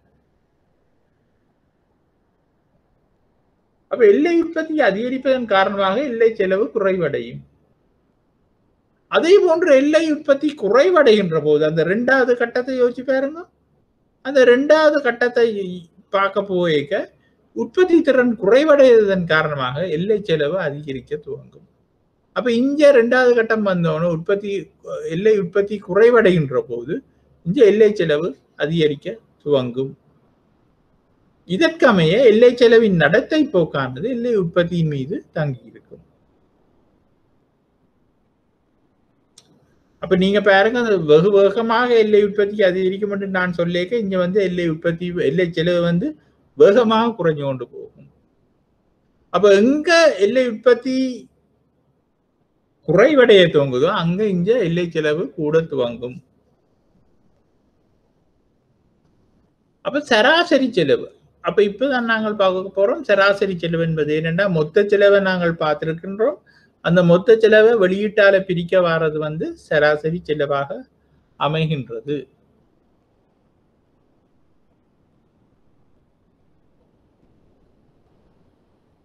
அப்ப எந்த ஒரு உற்பத்தி மட்டத்திலும் ஒரு உற்பத்தி அலகை உற்பத்தி செய்வதற்கு செலவாகின்ற செலவு சராசரி செலவாகும். அப்ப எந்த ஒரு உற்பத்தி மட்டத்திலும் ஒரு உற்பத்தி அலகை உற்பத்தி செய்வதற்கு செலவாகின்ற செலவு சராசரி செலவாகும். எந்த ஒரு உற்பத்தி மட்டத்திலும் மொத்த செலவை அல்லது அலகு செலவை கணிப்பிட முடியும். எல்லை செலவின் நடத்தை போக்கு நேரொத்த வகையில் சராசரி செலவும் உற்பத்தியின் ஆரம்ப கட்டத்தில் குறைவடையும் என்பதோடு அதற்கு பின்னரான கட்டத்தில் அதிகரிக்கும். அப்ப பாருங்க, நாங்கள் அங்கு உற்பத்தியில பார்த்தோம், சராசரி உற்பத்தி அதிகரிக்கின்றது, எல்லை உற்பத்தி அதிலும் பார்க்க வேகமாக அதிகரிக்கின்றது. சராசரி உற்பத்தி வீழ்ச்சி அடையும் போது எல்லை உற்பத்தியும் வீழ்ச்சி அடையும், சராசரி உற்பத்தியின் டாப் உச்சத்தை தொட்டுக்கொண்டு வீழ்ச்சி அடையும், அதிலும் பார்க்க வேகமாக வீழ்ச்சி அடையும் என்று நாங்கள் சொல்லி இருந்தோம். அப்ப அதே ரியாக்ஷன் அந்த படத்தை நீங்கள் தலைகீழா சமச்சீர் பண்ணி போட்டு பார்த்தீங்கன்னா அதிന്റെ தலைகீழ் வடிவமாக இருக்கும். இங்கே எல்லை செலவு கோடும் சராசரி செலவு கோடும். அப்ப சராசரி செலவு கோடு என்பது முதல் குறைஞ்சு கொண்டு ஒரு புள்ளிக்கு பிறகால கூடிக்கொண்டு போகும். ஆனால் சராசரி செலவிலும் பார்க்க எல்லை செலவு குறைவடைகின்ற வேகம் வேகமாக இருக்கும். ஒரு கட்டத்துல அந்த எல்லை செலவு சராசரி செலவையும் விட வேகமாக அதிகரித்து செல்லும். அப்படி வேகமாக அதிகரித்து செல்லும் கட்டத்துல சராசரி செலவின் அடி புள்ளிய தொட்டு கொண்டு போகும். மீண்டும் சொல்றேன், எல்லை உற்பத்தி கோடு வெகு வேகமாக அதிகரிச்சு வேகமாக குறையும் சராசரி உற்பத்தியோட ஒப்பிடும் பொழுது. அப்படி வேகமாக குறையும் பொழுது சராசரி உற்பத்தியின் ஆக உச்ச புள்ளியை தொட்டுக்கொண்டு வேகமாக கீழிறங்கும் என்று நாங்கள் போன சாப்டர்ல படிச்சோம். ஆனால் இங்கே எல்லை செலவு என்பது வேகமாக சராசரி செலவின்பாக வேகமாக குறைஞ்சு கொண்டு வரும், சராசரி செலவும் குறைஞ்சு கொண்டு வரும். ஒரு கட்டத்துல சராசரி செலவு ஸ்லோவாகி சைபருக்கு மீண்டும் அதிகரித்து செல்ல வெளிக்கிடும் பொழுது எல்லை செலவு அதிலும் பார்க்க வேகமாக அதிகரித்து செல்லும். அப்படி அதிகரித்து செல்ல போகும் பொழுது சராசரி செலவு அதிகீழ் புள்ளிய தொட்டு கொண்டு போகும். அதற்கு பின்னரான கட்டத்தில் அதிகரிக்கும். இது கூட சராசரி உற்பத்தியின் நடத்தை போக்குடன் தொடர்புடையதாக இருக்கும். அதான் நான் இப்ப உங்களுக்கு சொன்னான். சராசரி உற்பத்தி அதிகரிக்கின்ற போது உற்பத்தி திறன் அதிகரிப்பதனால், சராசரி உற்பத்தி அதிகரிக்கின்ற போது உற்பத்தி திறன் அதிகரிப்பதனால் சராசரி செலவு குறைவடையும் என்பதோடு, சராசரி உற்பத்தி குறைவடைகின்ற போது சராசரி செலவு அதிகரிக்கும். ஆதலால் குறிப்பிட்டதொரு உற்பத்தியின் சராசரி செலவின் நடத்தை போக்கை நோக்குவதன் மூலம் உற்பத்தி திறனின் நடத்தை போக்கு பற்றி அறிந்து கொள்ள முடியுமா இருக்கும். அப்ப நாங்க பார்த்த அந்த சிக்கன அளவு திட்டம் மாறா விளைவு வீதி, குறைந்து செல்லும் விளைவு வீதி. அப்ப இந்த சராசரி செலவு அதிகரிக்க துவங்குற இடத்துல அந்த குறைந்து செல்லும் விளைவு வீதி தொழிற்பட துவங்கிடும். அப்ப அது மட்டும் வேகமாக குறைவடைகிற செலவு வந்து அதிகூடிய அந்த ரிட்டர்ன்ஸ் எல்லை விளைவு விதி மூலமாக செலவுகள் குறைவடைந்து கொண்டிருக்கும். மாறா அளவு திட்ட விளைவு விதி வரும் பொழுது அது ஜீரோ, அந்த ஷேப் மாறுற இடமாக இருக்கும். அதுதான் ஆக குறைந்த புள்ளியாக இருக்கும் சராசரி செலவுண்ட. அது அதிகரிக்கும் பொழுது, சராசரி செலவு அதிகரிக்க துவங்கும் பொழுது அங்கே குறைந்து செல்லும் விளைவு வீதி தொழிற்பட துவங்கும். அதாவது சிக்கனமற்ற தன்மை, சிக்கனமற்ற நிலை ஒன்று உருவாகும். அப்ப அந்த அடிப்புள்ளியை தான் எல்லை செலவு தொட்டுக்கொண்டு போகும். அப்ப இப்ப நாங்க பார்த்தது மொத்த செலவு பார்த்த, நாங்கள் மொத்த நிலையான செலவு பார்த்தோம், மொத்த செலவு பார்த்தோம், மொத்த மாறஞ்செலவு பார்த்தோம். அப்ப இந்த மொத்த மாறஞ்செலவை நாங்கள் உற்பத்தியின் அலகுகளால் பிரிச்சமேண்டா வாரது சராசரி செலவு.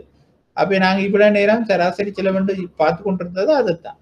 முதல் நாங்கள் 3 செலவுகளை பார்த்தோம். மொத்த செலவு, சராசரி மொத்த மாறஞ்செலவு, மொத்த நிலையான செலவு.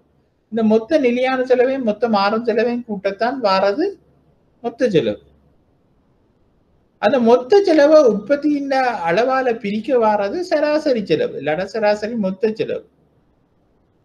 அதே மாதிரி அதுக்குள்ள அந்த மொத்த செலவுக்குள்ள இருக்கிற மொத்த நிலையான செலவை நாங்கள் உற்பத்தியின் அளவால பிரிச்சோம்னால் வாரது வந்து சராசரி நிலையான செலவு. அதே மாதிரி மொத்த மாறும் செலவை நாங்கள் உற்பத்தியின் அளவால பிரிச்சோம்னால் வாரது சராசரி மாறும் செலவு. அப்ப இங்க சராசரி மாறும் செலவு அதை நீங்கள் திருத்திக்கொள்ளுங்க. அப்படி நாங்கள் கேட்கறது லேசா இருக்கும். சராசரி மாறும் செலவு வந்து அவரேஜ் வேரியபிள் காஸ்ட் என்று நாங்கள் சொல்லுவோம், ஏவிசி என்று நாங்கள் இதுல பார்த்துக்கொள்றோம். அப்போ ஒரு உற்பத்தி அலகுக்கான மாறிகள் செலவு இதன் மூலம் கருதப்படுகின்றது. ஒரு உற்பத்தி அலகுக்கான மாறிகள் செலவு, மாறும் செலவு இதன் மூலம் கருதப்படுகின்றது.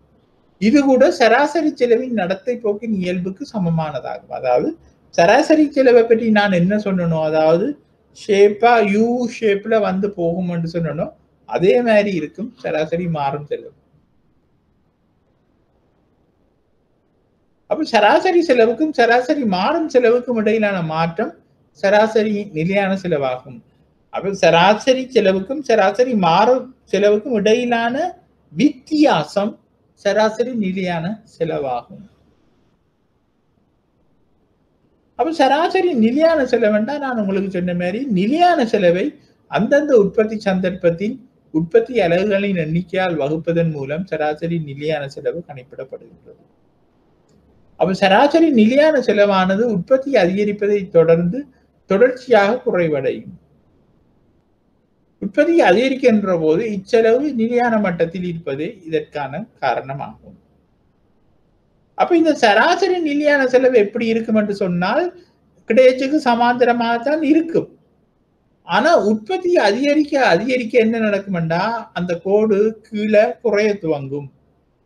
கோடு கீழே குறைஞ்சு குறைஞ்சு குறைஞ்சு வந்து அப்படியே எக்ஸச்சோட போய்கொண்டிருக்கும். ஆனா எக்ஸச்ச முட்டாது. எக்ஸச்ச முட்டுமையான இருந்தால் அங்கே செலவு சைபராக மாறிடும். ஆனா சராசரி நிலையான செலவு என்பது இவ்வளவு உற்பத்தியை சொல்லுவோம். நான் முதல் உங்களுக்கு அந்த உதாரணத்துல சொன்ன மாதிரி சராசரி நிலையான செலவு என்பது 3 லட்சம் என்று நாங்கள் சொல்லுவோம். ஊழியர்களோட சம்பளம் 1 லட்சம், இடத்துக்கான வாடகை 1 லட்சம், நாங்கள் போட்டிருக்கிற மூலதனத்துக்கு வட்டி 1 லட்சம் என்று சொல்லி 3 லட்சம் ரூபாய் தான் நிலையான செலவு, மொத்த நிலையான செலவு என்று எடுத்துக்கொண்டா அங்கே உற்பத்தி எவ்வளவு அதிகரித்து கொண்டு போனாலும் ஒரு அலகாக இருக்கும் பொழுது உற்பத்தி சராசரி நிலையான செலவு வந்து 3 லட்சமாக இருக்கும். உற்பத்தி 2 அலகாக இருக்கும் பொழுது சராசரி உற்பத்தி செலவு நிலையான செலவு 1.5 லட்சமாக இருக்கும். அதுவே 3 பொருட்களை உற்பத்தி செய்யும் பொழுது சராசரி நிலையான செலவு 1 லட்சமாக இருக்கும். அதுவே 30 அலகுகளை உற்பத்தி செய்யும் பொழுது சராசரி நிலையான செலவு 3 லட்சத்தின் கீழ் 30 10,000 மாறி. ஆனால் 3 லட்சம் மொத்த நிலையான செலவு இருக்கும் பொழுது நாங்கள் 3 லட்சம் அலகுகளை உற்பத்தி செய்யும் பொழுது அங்கே சராசரி நிலையான செலவு 1 ரூபாயாக இருக்கும். ஆகவே நாங்கள் எவ்வளவுதான் உற்பத்தியை அதிகரித்து கொண்டு போனாலும் சராசரி நிலையான செலவு சைவராக மாறாது. தசம் என்று ஏதாவது போய் சைவர் என்று போய் ஒரு ஃபிகர் இருக்குமே ஒழிய சைவராக மாறாது. அதால அந்த கோடு வந்து எப்பவுமே கிடையச்சு முட்டுவதாக இருக்காது. கிட்ட போகும், ஆனா முட்டுவதாக இருக்காது சராசரி நிலையான செலவின் கோடு.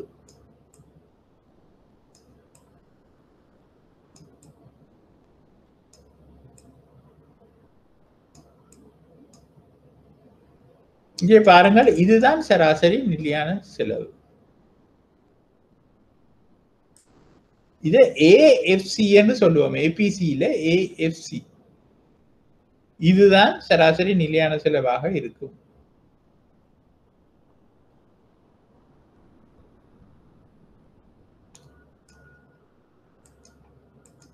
உங்களுக்கு நான் இந்த கிராஃபை ஒருக்கா போர்டில் கீறுகின்றேன். போர்டில் தெரியாவிட்டால் ஒருக்கா சொல்லுங்கள், நான் அட்ஜஸ்ட் பண்ணுகின்றேன்.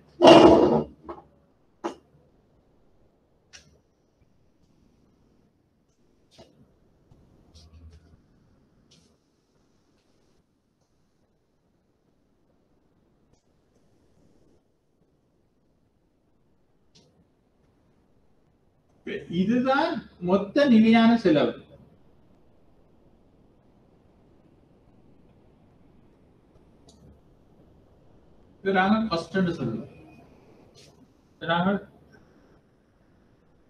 வெளியீடு சொல்லிக்கொள்ளும். அப்ப மொத்த மாறும் செலவு வந்து எப்படி போகும் என்று சொன்னால் இப்படி போகும். இது மொத்த மாறும் செலவு. மொத்த செலவு நான் சொன்ன மாதிரி இதுல இருந்து துவங்கும்.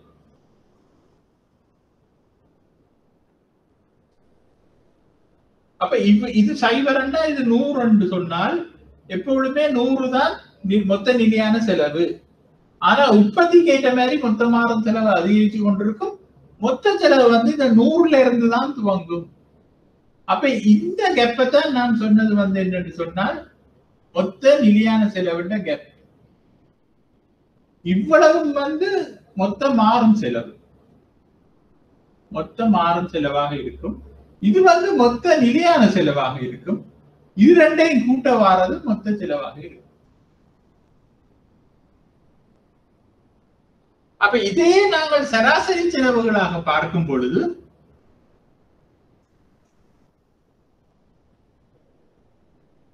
இந்த அவுட்புட் நாங்கள் இதை பிரிக்க இந்த 100 நாங்கள் அவுட்புட்டால வெளியிட்டால பிரிக்க அந்த செலவு வந்து இப்படி வந்துடும். கிடைச்ச முட்டாது, ஆனால் அவரேஜ் பிக்ஸ் காஸ்ட் கிட்ட போகும். உற்பத்தி கூட இது கிட்ட போய் கொண்டிருக்கும். அப்ப இங்க காஸ்ட் இருக்கும், இங்க அவுட்புட் இருக்கும்.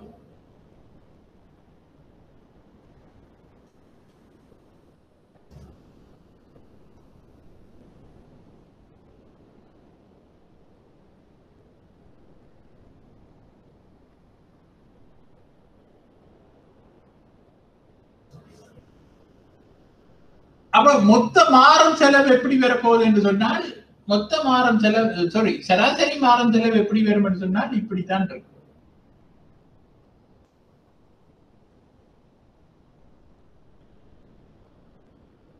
அப்ப மொத்த செலவு எப்படி, மொத்த மாறும் செலவு எப்படி இருக்கும் என்று சொன்னால், சராசரி செலவு எப்படி இருக்கும் என்று சொன்னால் இப்படி இருக்கும்.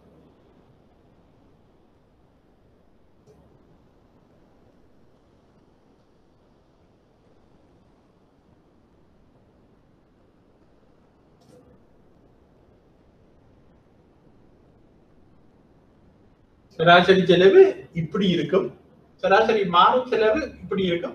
இது இடைக்கிடையில இருக்கிற செலவு வந்து மொத்த சராசரி நிதியான செலவாக இருக்கும். இரண்டுக்கும் இடையில உள்ள செலவு.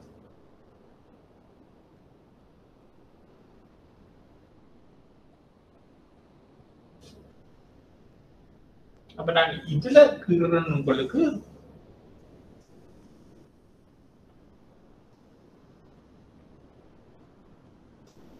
இது சராசரி செலவு கோடு,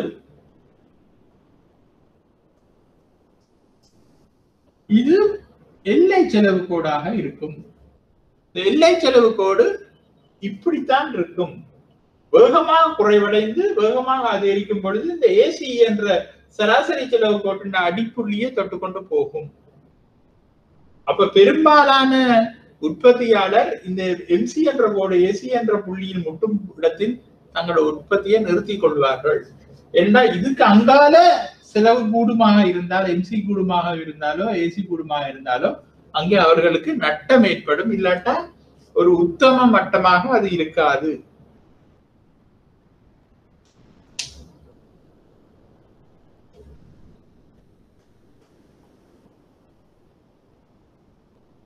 என்னதான் இந்த பேப்பர்ல நாங்கள் படத்தை கீறி இருந்தாலும் அதை கீறி விளங்கப்படுத்துவது போல் வராதபடியா நான் உங்களுக்கு அதை கீறி காட்டினேன்.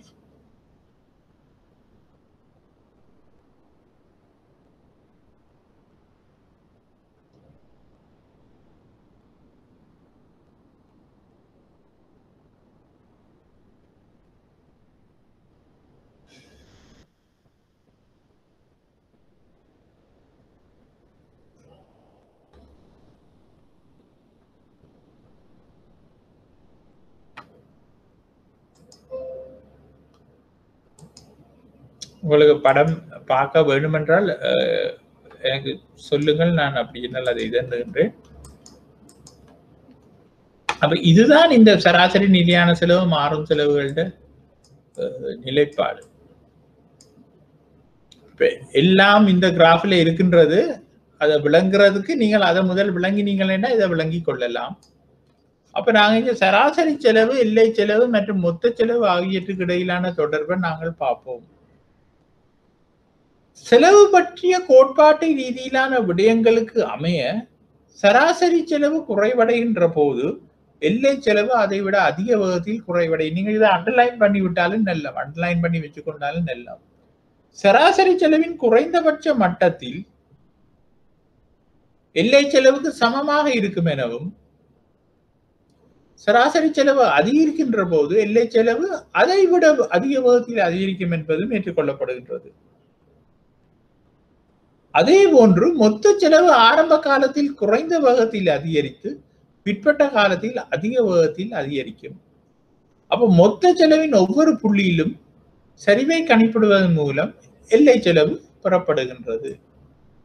அப்ப இந்த மொத்த ஏசி என்ற கோட்டுண்ட மொத்த செலவோ மொத்த செலவுன்றதான் எங்களுக்கு லேசா பார்க்கலாம். இதுல நாங்கள் மொத்த செலவை அந்த சரிவை பார்த்தீங்கன்னா அந்த சரிவு தான் எம்சி கோடாக இருக்கும்.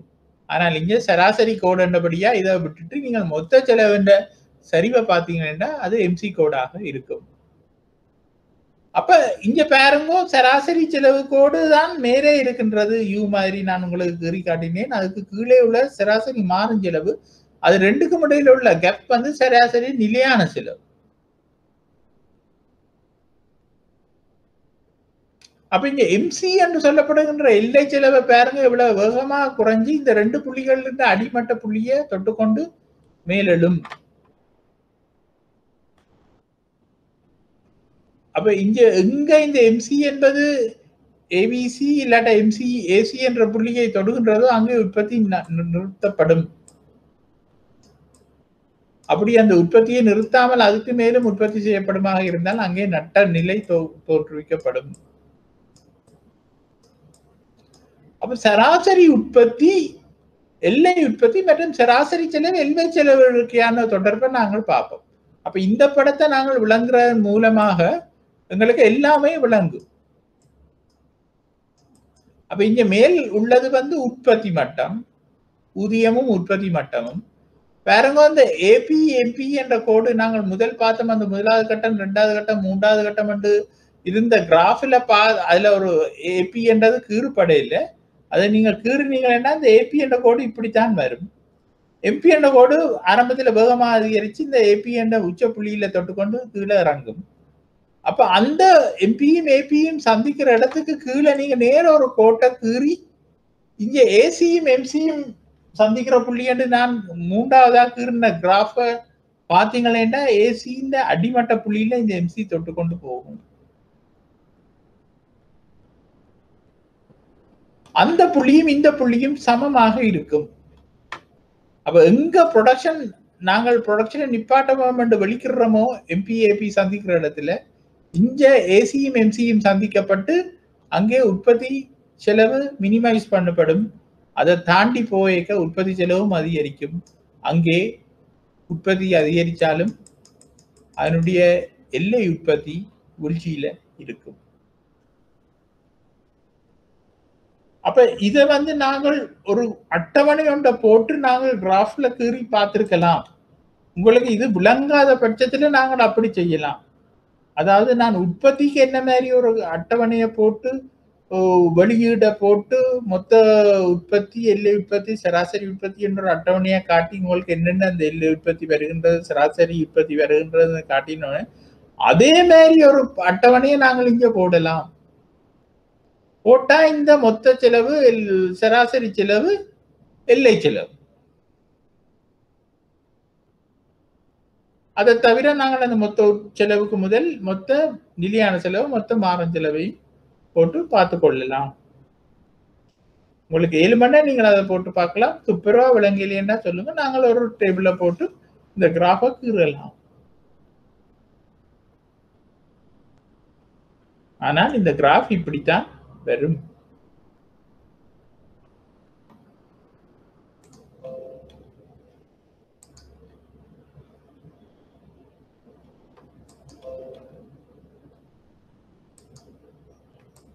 அப்ப நீண்ட கால செலவு என்பதை நாங்கள் பார்ப்போம். நீண்ட காலம் என்பது ஒரு உற்பத்தியின் பொருட்டு பயன்படுத்தப்படுகின்ற நிலையான காரணிகளை மாற்றுவதற்கு போதிய அளவு நீண்ட ஒரு காலம் இருக்குது என்பதை காட்டுவதாகும். அப்ப நீண்ட காலம் என்பது ஒரு உற்பத்தியின் பொருட்டு பயன்படுத்தப்படுகின்ற நிலையான காரணிகளை மாற்றுவதற்கு தேவையான ஒரு காலம் இருக்குது என்பதை காட்டுவதாக இருக்கும். நீண்ட காலத்தில் அனைத்து உற்பத்தி காரணிகளும் மாறிகள் அமையும். அதாவது நாங்கள் இவ்வளவு நேரம் பார்த்தது என்ன, உழைப்பு மட்டும்தான் மாறும், நிலமோ மூலதனமோ மாறாது என்றுதான் நாங்கள் குறுங்காலத்துல இந்த செலவு கோடுகள் எல்லாம் போட்டு பார்த்தோம். ஆனால்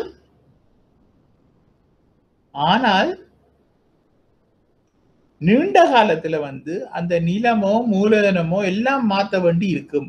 அப்ப அப்படி மாத்துற இடத்தை நான் திருப்பி சொல்றேன். அப்படி மாறக்கூடிய காலத்தை தான் நாங்கள் சொல்றது நீண்ட காலம் என்று. இது ஒவ்வொரு நிறுவனத்துக்கும் மாறி மாறி இருக்கும். ஆயினும் குறிப்பிட்டது ஒரு உற்பத்தி நிறுவனம் எப்பொழுதும் குறுகிய காலத்தை எதிர்நோக்கும். அப்ப எந்த நேரம் ஒரு நிறுவனம் வந்து குறுகிய காலத்தை தான் போக்கஸ் பண்ணி கொண்டிருக்கும். குறிப்பிட்டது ஒரு நிலையான காரணியை மாற்றும் வரை குறுகிய காலத்தில் இருக்கும் என்பதோடு புதிய நிலையான காரணிகளை அடைய பெற்றதன் பின்னர் மீண்டும் அத்தகைய காரணிகளை மாற்றும் வரை குறுகிய காலத்தை எதிர்நோக்கும். அப்ப நான் சொன்ன மாதிரி நாங்கள் ஒரு நிலத்தை எடுத்து என்று சொன்னா ஒரு ஏக்கர் காணியில நாங்கள் ஊழியத்தை போட்டு வேலை செய்து கொண்டிருக்கின்றோம். அது காணாம வரும் பொழுது இன்னொரு ஏக்கர் காணியை நாங்கள் பக்கத்துல வேண்டிக் கொள்கிறோம். வேண்டும் பொழுது மூலதனமும் கூடுது, நிலமும் கூடுது. அப்ப எல்லா காரணிகளும் மாறுது. ஆனா அதுக்கு பிறகு அந்த நிலமும் மூலதனமும் மாறாது, உழைப்பு மட்டும் மாறும். அந்த 2 ஏக்கரையும் வச்சு நாங்கள் செய்வோம். அதுவும் காணா வரும் பொழுது இன்னொரு ஏக்கரை நாங்கள் வேண்டுவோம், மூலதனத்தையும் போடுவோம். அப்ப அப்படி ஒவ்வொரு சின்ன சின்ன குறுங்காலங்கள் தான் நீண்ட காலமாக வந்து அமைகின்றது. அதைத்தான் இதுல சொல்லப்படுது. அதனால் இத்தகைய நீண்ட காலமானது ஒரு உற்பத்தி நிறுவனம் கடந்து செல்கின்ற குறுகிய காலங்களின் சேர்க்கையாகும். அப்போ ஒரு நீண்ட காலம் என்பது ஒரு உற்பத்தி நிறுவனம் கடந்து செல்கின்ற குறுகிய காலங்களின் சேர்க்கையாகும். எனவே நிலையான காரணிகள் மாற்றப்பட்டுள்ள மொத்த காலகட்டம் நீண்ட காலமாகும் என்பதோடு இது உற்பத்தி நிறுவனத்தின் வாழ்நாள் பூராவும் நீண்டு செல்லும். இது உற்பத்தி நிறுவனத்தின் வாழ்நாள் பூராவும் நீண்டு செல்லும். அப்ப நீண்ட கால செலவு தொடர்பில் பொதுவாக பொருளியலாளர்கள் நீண்ட கால சராசரி செலவு பற்றிய விளக்கம் அளிக்கப்படுகின்றது. அதாவது எல்ஏசி என்றது லாங் டேர்ம் அவரேஜ் காஸ்ட். அப்ப மேற்படி சராசரி செலவானது ஆங்கில யூ எழுத்தின் யூ வடிவத்தை கொண்டிருக்கும் என்பது ஏற்றுக்கொள்ளப்படுகின்றது. அதாவது யூ மாதிரி தான் இருக்கும். யூ தானே குறுங்காலத்தில் இருக்கிற ஏசி கோடும் யூ மாதிரி தானே இருக்கின்றது. அதாவது நீண்டகால சராசரி செலவு ஆரம்ப காலத்தில் குறைவடைந்து குறிப்பிட்டது ஒரு கால நிலையாக இருந்து அதன் பின்னர் அதிகரிக்கின்றதுன்றதுதான் உண்மை. அப்ப இந்த கீழே உள்ள வரைபடத்தில் அதை நாங்கள் பார்க்கலாம். ஆரம்ப கட்டத்தில் செலவு என்பது குறைவடைந்து அளவு திட்ட சிக்கனங்களின் காரணமாகும் என்பதை இதில் நாங்கள் சொல்லிக் கொள்கின்றோம். ஏன் ஆரம்பத்தில் செலவு குறைவடைந்து நீண்ட காலத்திலேயோ குறுங்காலத்திலேயோ அளவு திட்ட சிக்கனங்கள் காரணமாக. நீண்ட காலத்தில் ஒரு உற்பத்தி நிறுவனத்திற்கு உள்ளக மற்றும் வெளிவாரி சிக்கனங்கள் உருவாகின்றன. அது திரும்ப திரும்ப சொல்றேன், ஒரு உள்ளக ரீதியான சிக்கனங்கள் ஒரு நிறுவனத்துக்கு உருவாகும். உள்ளக ரீதியாக நிறுவனம் விரிவடைவதன் மூலம் வினைத்திறன் மிக்க ஒழுங்கமைப்பு பெற்ற முறைமைகள் பயன்படுத்தப்படும். உற்பத்தி ஆராய்ச்சிகள், சந்தையில் இருந்து மூலதனத்தை பெற முடியுமா இருத்தல், அதாவது மார்க்கெட்ல எங்களை மணி மார்க்கெட்லயோ பேங்க்லயோ எங்களுக்கு ஈஸியா கேபிட்டல் எடுக்கக்கூடியதா இருக்கு. மற்றும் புதிய தொழில்நுட்பத்தை பிரயோகிக்க முடியுமா இருத்தல். அப்ப இதன் மூலம் உற்பத்தி திறன் அதிகரிக்கும். வெளிவாரியாக உற்பத்தி உரியதாயுள்ள கைத்தொழில் விருத்தி அடையும். உற்பத்தியின் பொருட்டான விளம்பரம் மற்றும் சந்தைகள் விரிவடையும். உற்பத்தி காரணிகள், சந்தைகள் விரிவடைதல், புதிய தொழில்நுட்பம் விரிவடைதல் மற்றும் பொருளாதார விரிவடைதல் ஆகியன மூலம் உற்பத்தி நிறுவனத்துக்கு அனுகூலமான உற்பத்தி சூழல் ஒன்று உருவாவதன் மூலம் உற்பத்தி திறன் அதிகரித்து செலவு குறைவடையும். ஆயினும் சில காலங்களின் பின்னர் உற்பத்தி நிறுவனத்தின் அளவு விரிவடைவதன் காரணத்தால் அளவு திட்ட சிக்கனமின்மைகள் உருவாகி செலவு அதிகரிக்கும். அப்ப எங்களோட எக்ஸ்பேன்ஷனால தான் இந்த பிரச்சனை வருகின்றது. அளவு திட்ட சிக்கனமின்மை வர்றது எங்களோட எக்ஸ்பேன்ஷனால. எக்ஸ்பேன்ஷன் வரைக்க எங்களுக்கு சிம்பிளா சில செலவுகள் சிக்கனமாக நடத்த முடியாம இருக்கும். முகாமைத்துவம் சிரமமா இருத்தல், முகாமைத்துவம் அண்ட் மேனேஜ்மெண்ட் கொஞ்சம் கஷ்டமா இருக்கும். யூனியன் ப்ராப்ளம்ஸ் வரலாம், தொழிற்சங்க நடவடிக்கைகள் உருவாதல், கைத்தொழில் அதிக போட்டித்தன்மை காரணமாக நிறுவனத்தை வேறு நிறுவனம் சொந்தமாக்கி கொள்ளல். அப்ப நிறைய போட்டிகள் வரைக்க எங்களும் பார்க்க அதே ஃபீல்ட்ல இருக்கிற அதே உற்பத்தி பொருட்களை உற்பத்தி செய்து கொண்டிருக்கிற ஒரு பெரிய ஜெயண்ட் வந்து இந்த பிசினஸ டேக் ஓவர் பண்ணிடலாம், வேண்டிடலாம் ஆகிய பாதகமான காரணிகள் உருவாகலாம். அநேகமான நாடுகளில் பாரிய அளவிலான உற்பத்தி நிறுவனங்கள் மூடப்படுதல் ஆகியன நேரிடலாம். அப்ப சில நாடுகள்ல, வளர்ச்சி அடைந்த நாடுகள்ல இப்படியான பாரிய அளவிலான உற்பத்தி நிறுவனங்கள் மூடப்படுற சான்சஸும் இருக்கு. உதாரணமாக ஐக்கிய அமெரிக்காவில் பீட்ஸ்பர்க் நகரத்தில் இரும்பு மற்றும் உருக்கு கைத்தொழில் மூடப்பட்டமை மற்றும் இங்கிலாந்தின் லங்கஷயர் பிரதேசத்தில் பருத்தி நூல் நூற்றல் கைத்தொழில் என்பன மூடப்பட்டமை ஆகியவற்றை இதுக்கு நல்ல உதாரணமாக நாங்கள் சொல்லலாம். இதெல்லாம் ஒரு கனகாலத்துக்கு முதல். அப்ப இதுல காட்டப்படுறது, இந்த வரைபடம் 10 காட்டப்படுறது வந்து நீண்டகால சராசரி செலவு கோடு. நீண்டகால சராசரி செலவு கோடு. அப்ப நான் உங்களுக்கு இந்த நீண்டகால சராசரி செலவு கோட்டை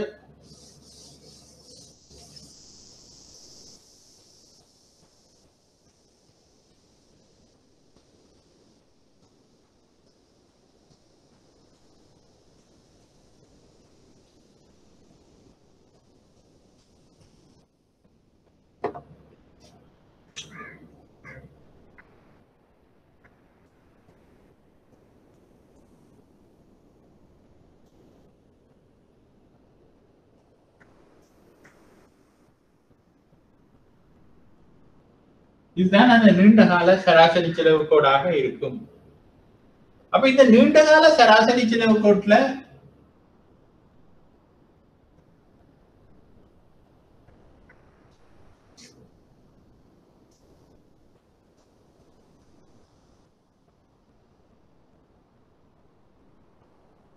இது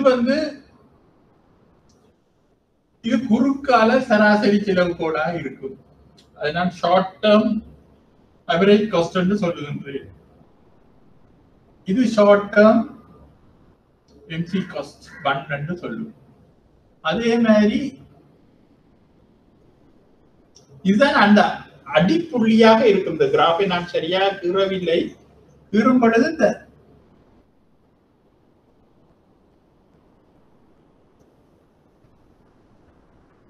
SMC2 ஆக இருக்கும். இது SAC2.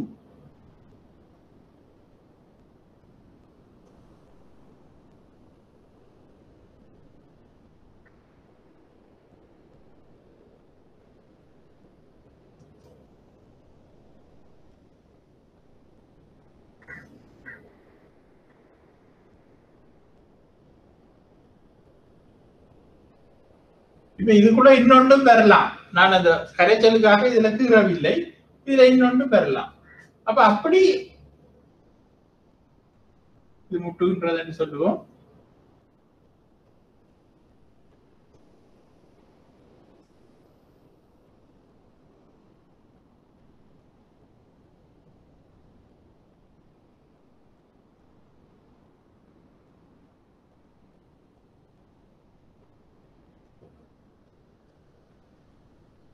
இப்படியான குறுங்கால கோடுகளின் அடிமட்ட புள்ளியை தொட்டுக்கொண்டு போறதாகத்தான் இந்த நீண்டகால சராசரி செலவு கோடு அமைந்து காணப்படும்.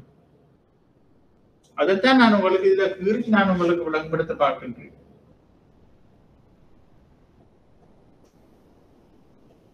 இப்படியான நிறைய குறுங்காலங்களோட அடிமட்ட சராசரி செலவின் அடிமட்ட புள்ளியை தொட்டுக்கொண்டு போறதாகத்தான் அந்த நீண்டகால கோட்டின் சராசரி செலவு அமைந்து காணப்படும்.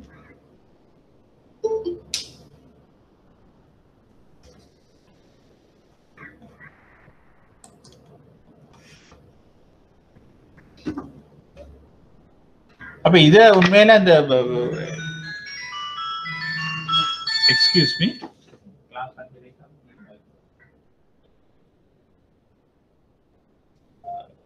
அப்ப இத எனக்கு இந்த நோட்ஸ்ல வடிவாக உங்களோட இதுல கிராஃப் போட்டு கீறி காட்ட முடியாதபடியால் அதை நான் அந்த நோட்ஸில் தரவில்லை.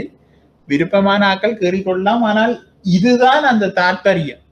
நிறைய குறுங்காலங்களின் சேர்க்கை தான் நீண்ட காலம். அந்த நிறைய குறுங்காலங்கள சராசரி செலவு கோட்டின் அடிமட்ட புள்ளியை தொட்டுக்கொண்டுதான் அந்த நீண்டகால செலவு கோடு உருவாக்கப்படுகின்றது. அப்ப இதுல இருந்து இந்த இடத்துல இருந்து இந்த இடம் மட்டும் அளவு திட்ட சிக்கனம் பேணப்படும்.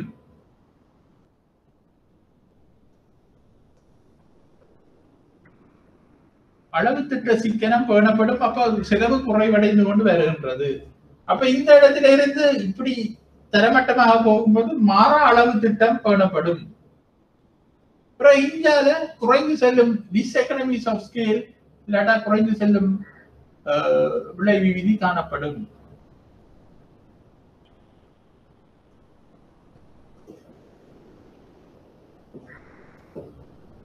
இந்திய எகனமிஸ் ஆஃப் ஸ்கேல் காணப்படும்.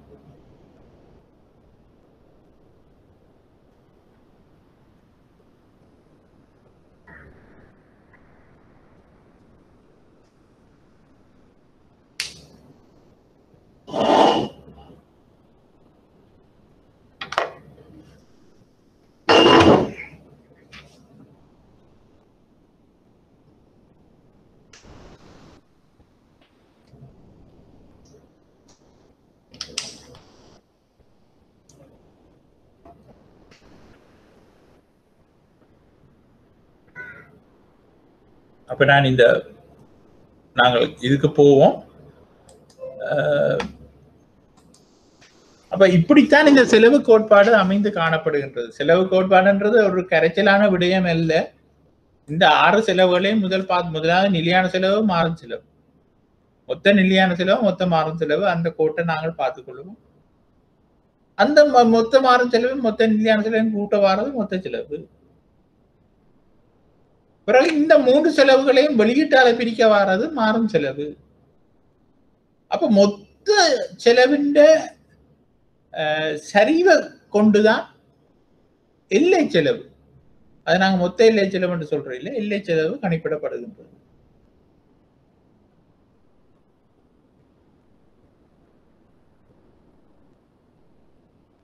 அவை இவ்வளவுதான் இந்த செலவு கோட்பாட்டுல இருக்கின்றது.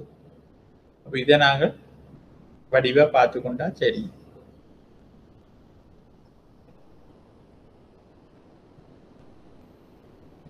அவை இது நீங்க கிளியர் என்று சொல்லும் பட்சத்தில் நாங்கள் அடுத்த சாப்டருக்கு போவோம்.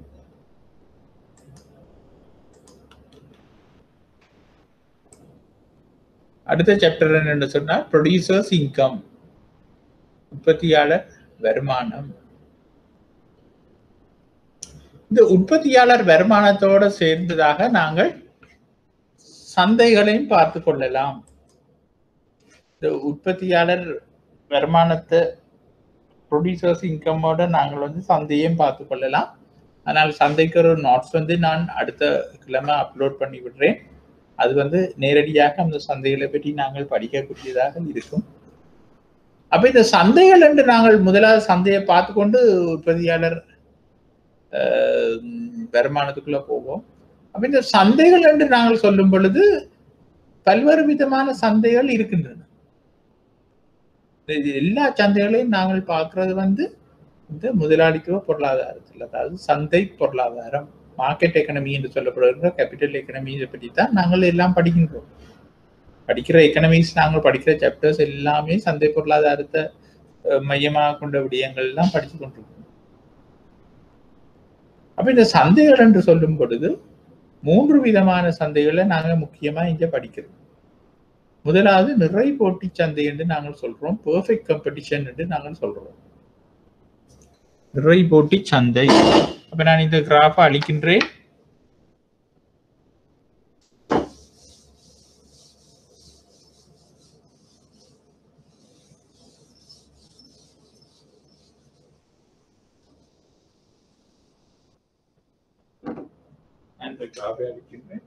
அப்ப மார்க்கெட்ஸ்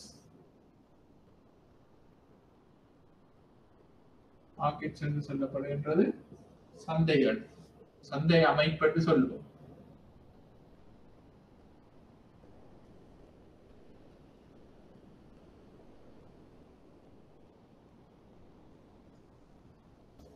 அப்ப இதுக்குள்ள முதலாவது நாங்கள் பார்க்க போறது நிறை போட்டி சந்தை.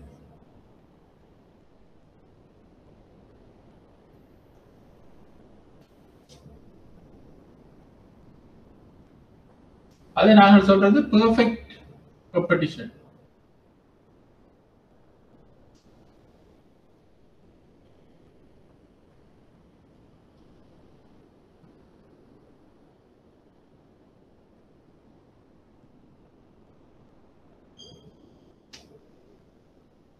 இரண்டாவது தனியுரிமை சந்தை.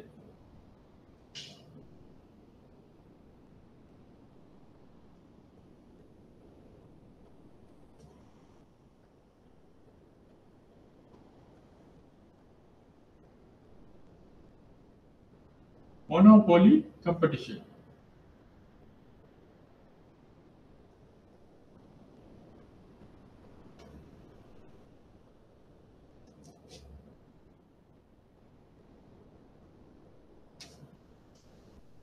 மூன்றாவது தனியுரிமை போட்டி சந்தை.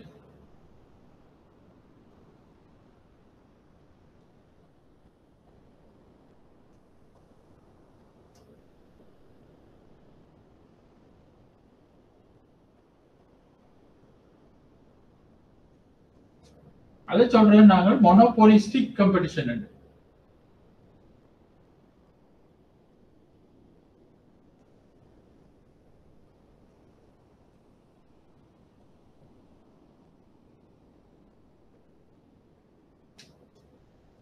நான்காவதாக நாங்கள் சொல்வது சிலர் உரிமை போட்டி சந்தை.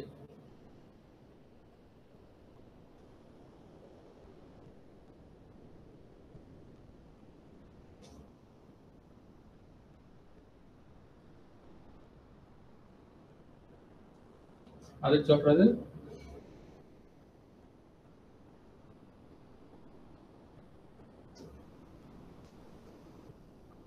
எனக்கு அதுக்குரிய ஆங்கில வார்த்தையுடனே வரவில்லை, நான் உங்களுக்கு சொல்லுகின்றேன். அப்ப இதுல சிலர் உரிமை எங்களுக்கு பெருசா தேவையில்லை, எங்கள் சிலபஸுக்கு தேவையில்லை. வேணுமெண்டா நான் உங்களுக்கு ஒரு நோட்ஸை தரலாம், அது என்னன்னு நீங்கள் விளங்கிக் கொள்வது. இதை சொல்வது ஒலிகோபோலி. Oligopoly competition.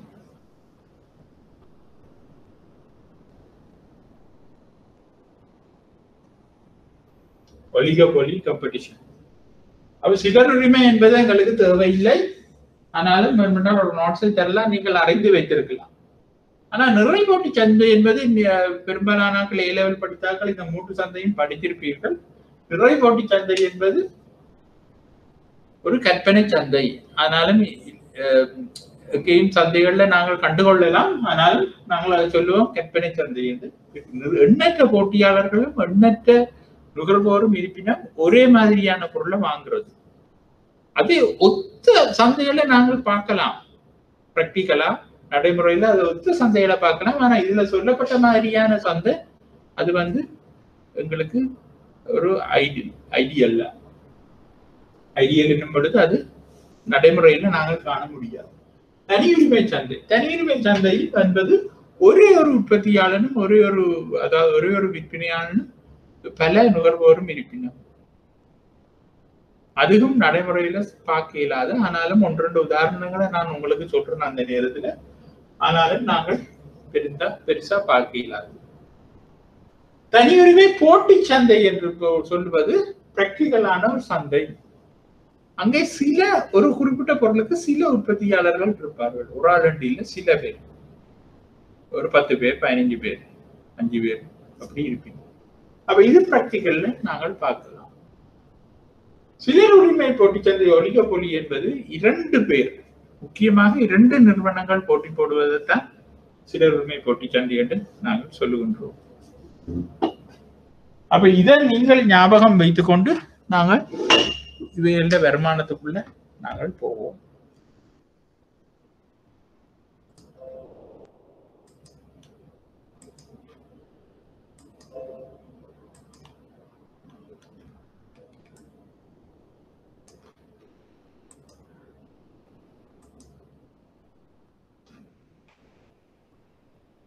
அப்போ உற்பத்தியாளர் வருமானம். அப்போ உற்பத்தியாளர் ஒருவரின் வருமானம் என்பது சந்தைப்படுத்துவதன் மூலம் பெறுகின்ற பெறுகைகளாகும். அப்ப இந்த சந்தையில நாங்கள் பொருட்களை விற்பதன் மூலமாகத்தான் உற்பத்தியாளனுக்கு வருமானம் கிடைக்கின்றது.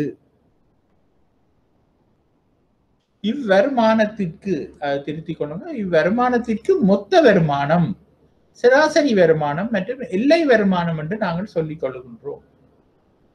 அப்ப நாங்கள் ஆரம்பத்துல நாங்கள் பாருங்க 3 செக்ஷனை நாங்கள் பார்க்கக்கூடியதா இருக்கின்றது. முதலாவது என்ன? மொத்த உற்பத்தி, சராசரி உற்பத்தி, எல்லை உற்பத்தி. பிறகு நாங்கள் செலவுக்குள்ள பார்த்தோம் என்ன? மொத்த செலவு, சராசரி செலவு, எல்லை செலவு. அப்ப இங்க வருமானத்துல நாங்கள் என்ன பார்க்கின்றோம்? மொத்த வருமானம், சராசரி வருமானம், எல்லை வருமானம். அப்ப 3ம் ஒரே தியரி தான். அப்ப இங்க மொத்த வருமானம் என்பது என்ன? பொருட்களை நாங்கள் வித்து கொண்டு போய் எங்களுக்கு மொத்தமாக கிடைக்கின்ற வருமானம்.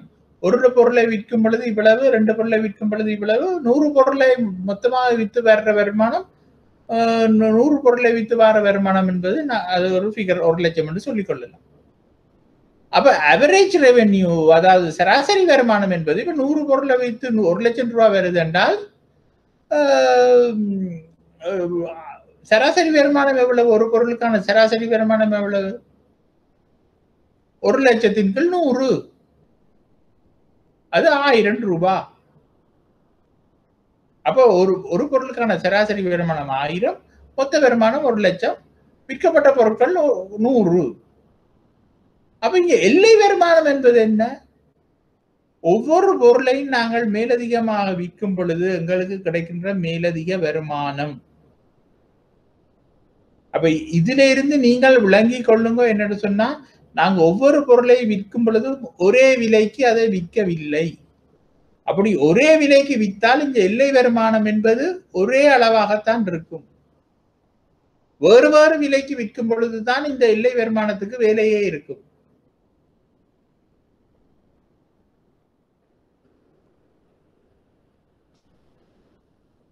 அப்ப குறிப்பிட்டதொரு உற்பத்தி நிறுவனம் அந்தந்த உற்பத்தி மட்டம் வரை பெற்றுள்ள வருமானம் மொத்த வருமானம் ஆகும். குறிப்பிட்டதொரு உற்பத்தி நிறுவனம் அந்தந்த உற்பத்தி மட்டம் வரை பெற்றுள்ள வருமானம் மொத்த வருமானம் ஆகும். சராசரி வருமானம் என்பது ஒவ்வொரு உற்பத்தி மட்டத்திலும் ஒரு உற்பத்தி அலகுக்காக கிடைக்கின்ற வருமானம் ஆகும். ஒவ்வொரு உற்பத்தி மட்டத்திலும் அந்த உற்பத்தி அலகுக்காக கிடைக்கின்ற வருமானம் சராசரி வருமானம் ஆகும். ஆனால் சராசரி வருமானம் என்பது உற்பத்தியில் சந்தைப்படுத்தல் விலையாகும். எல்லை வருமானம் என்பது உற்பத்தியை பூஜ்ஜியத்திலிருந்து அதிகரித்து செல்லுகின்ற போது அதிகரிக்கின்ற ஒவ்வொரு அலகுக்காக கிடைக்கின்ற மேலதிக வருமானம் ஆகும். குறிப்பிட்டதொரு உற்பத்தியின் வருமானமானது அந்த உற்பத்தியின் விலை மற்றும் கேள்வியில் தங்கி இருக்கும். அப்ப உண்மையின்படி உற்பத்தியின் வருமானம் என்பது அந்த உற்பத்தியின் விலை மற்றும் கேள்வியில் தங்கி இருக்கும். இதற்கிணங்க கேள்வியின் இயல்பை பொறுத்து சராசரி வருமானம், எல்லை வருமானம், மொத்த வருமானம் ஆகியவற்றின் நடத்தை போக்கின் இயல்பு தீர்மானிக்கப்படும். அப்ப நாங்கள் மார்க்கெட் ஈக்குலிபிரியம், சந்தை சமநிலையில நாங்கள் பார்த்திருக்கின்றோம். ஒவ்வொரு விதமான கேள்வி நிகழ்ச்சியிலேயும்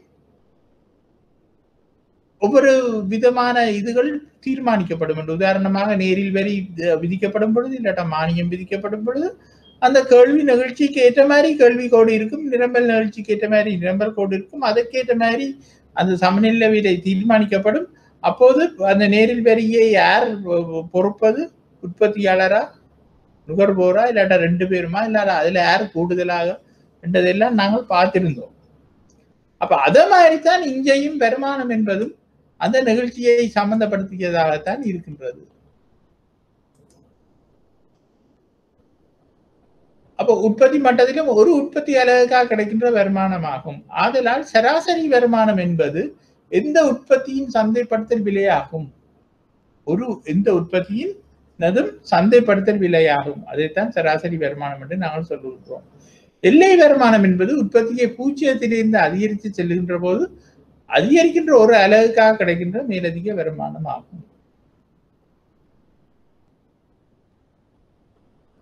குறிப்பிட்டதொரு உற்பத்தியின் வருமானமானது அந்த உற்பத்தியின் விலை மற்றும் கேள்வியில் தங்கி இருக்கும். இதற்கிணங்க கேள்வியின் இயல்பை பொறுத்து சராசரி வருமானம், எல்லை வருமானம், மொத்த வருமானம் ஆகியவற்றின் நடத்தை போக்கின் இயல்பு தீர்மானிக்கப்படும். உதாரணமாக நிறை போட்டி சந்தையை தான் இந்த முழு போட்டி சந்தை என்று சொல்லப்படுகின்றதா. அந்த நிறை போட்டி சந்தையில் உற்பத்தியாளர் ஒருவர் சந்தையில் தீர்மானிக்கப்படுகின்ற விலையில் உற்பத்தியை சந்தைப்படுத்தல் வேண்டும் என்பதோடு சந்தை விலையை மாற்றுவதில் எந்தவித தாக்கத்தையும் ஏற்படுத்த முடியாது. அப்ப நிறை போட்டி சந்தையில இருக்கிற முக்கிய இயல்பு என்னன்னு சொன்னா அதை அண்டர்லைன் பண்ணிக்கொள்ளுங்க. இந்த கடைசி வசனத்தை, உற்பத்தியாளர் ஒருவர் சந்தையில் தீர்மானிக்கின்ற ஒரு விலையில தான் உற்பத்தியை பொருட்களை சந்தைப்படுத்தலாம். சந்தை விலையில அவர் ஒரு உற்பத்தியாளர் போய் மாற்றத்தை ஏற்படுத்த இயலாது. ஏனென்று சொன்னால் நிறைய உற்பத்தியாளர்கள் அங்கே இருக்கிறார். ஆதலால் குறிப்பிட்டதொரு சந்தர்ப்பத்தில் அவரது உற்பத்திக்கான கேள்வி விலைகோடு விலை மட்டத்தில் இருந்து கிடையான கோடாக இருக்கும். ஆதலால் உற்பத்தியை சந்தைப்படுத்தலை அதிகரிக்கின்ற ஒவ்வொரு அலகின் மூலமும் கிடைக்கின்ற சராசரி வருமானமும் எல்லை வருமானமும் விலைக்கு சமமானதாகவே இருக்கும்.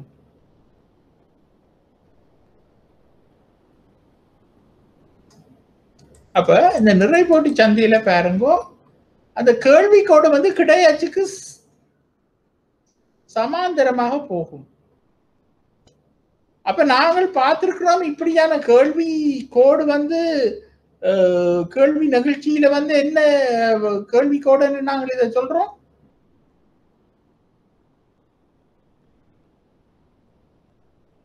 விலை மாற்ற விகிதாசாரத்தின் கீழ் தொகை மாற்ற விகிதாசாரம். விலையில் மாற்றம் இல்லை, தொகையில மாற்றம் ஏற்பட்டு கொண்டிருக்கும். ஆகவே அங்க ரிசல்ட்ஸ் முடிவிலியாக இருக்கும். ஆகவே இதை நாங்கள் என்ன என்று சொல்றோம், நாங்கள் பூரண விலை நிகழ்ச்சி. அப்ப அப்படியான ஒரு கேள்விக்கோடு உள்ள சந்தை தான் நிறை போட்டி சந்தை. அப்ப அங்க வந்து விலையில் ஒருத்தரும் மாற்றத்தை ஏற்படுத்த முடியாது. அப்ப கேள்விக்கோடு இப்படியா இருக்கேக்க, விலை ஒரே பிக்ஸ்டா இருக்கேக்க, அங்க மொத்த வருமானம் கூடிக்கொண்டு போகும். ஆனால் ஒவ்வொரு உற்பத்தியாளர்கின்ற விலையும் சமமாக இருக்கின்றபடியால் அங்கே சராசரி வருமானமும் சமமாகத்தான் இருக்கும், எல்லை வருமானமும் சமமாகத்தான் இருக்கும். அதுதான் பி ஆகவும் இருக்கும், அதுதான் கேள்வியாகவும் இருக்கும். அப்ப இது வந்து ஒரு டிபிக்கல் நிறை போட்டி சந்தைன்ற கேள்வி கோடு. நாங்கள் சந்தையை படிக்க அதை விளங்கிக் கொள்வோம். ஆனா இதை நீங்க விளங்கி கொள்ளுங்க. ஒரு நிறை போட்டி சந்தையில வருமானம் என்பது எப்படி அமைந்து காணப்படும் என்பதை தான் இதுல காட்டுகின்றனர். அப்ப எதிர்நோக்கின்ற கேள்விக்கோடு இடப்புறத்திலிருந்து வலப்புறத்திற்கு கீழ் நோக்கி செல்கின்ற ஒரு கேள்வி வளைகோடாக இருப்பின் இதில் சராசரி வருமானத்திற்கும் எல்லை வருமானத்துக்கும் இடையில் உள்ள தொடர்பு கணித ரீதியாக எடுத்து காட்டப்பட்டிருக்கும். அப்ப நீங்க விளங்கிக் கொள்ளுங்க, இது ஒரு எங்கட டிபிக்கல் கேள்விக்கோடாக இடமிருந்து வலமாக மேலிருந்து கீழாக இருக்குமாக இருந்தால் அங்கே சராசரி வருமானம் எல்லை வருமானத்துல மாற்றங்கள் இருந்திருக்கும். ஆனா இங்க வந்து ஒரு கிடையாச்சுக்கு சமாந்தரமான ஒரு கோடாக இருக்கின்றபடியால வந்து இங்க வந்து அந்த தன்மை இல்லை.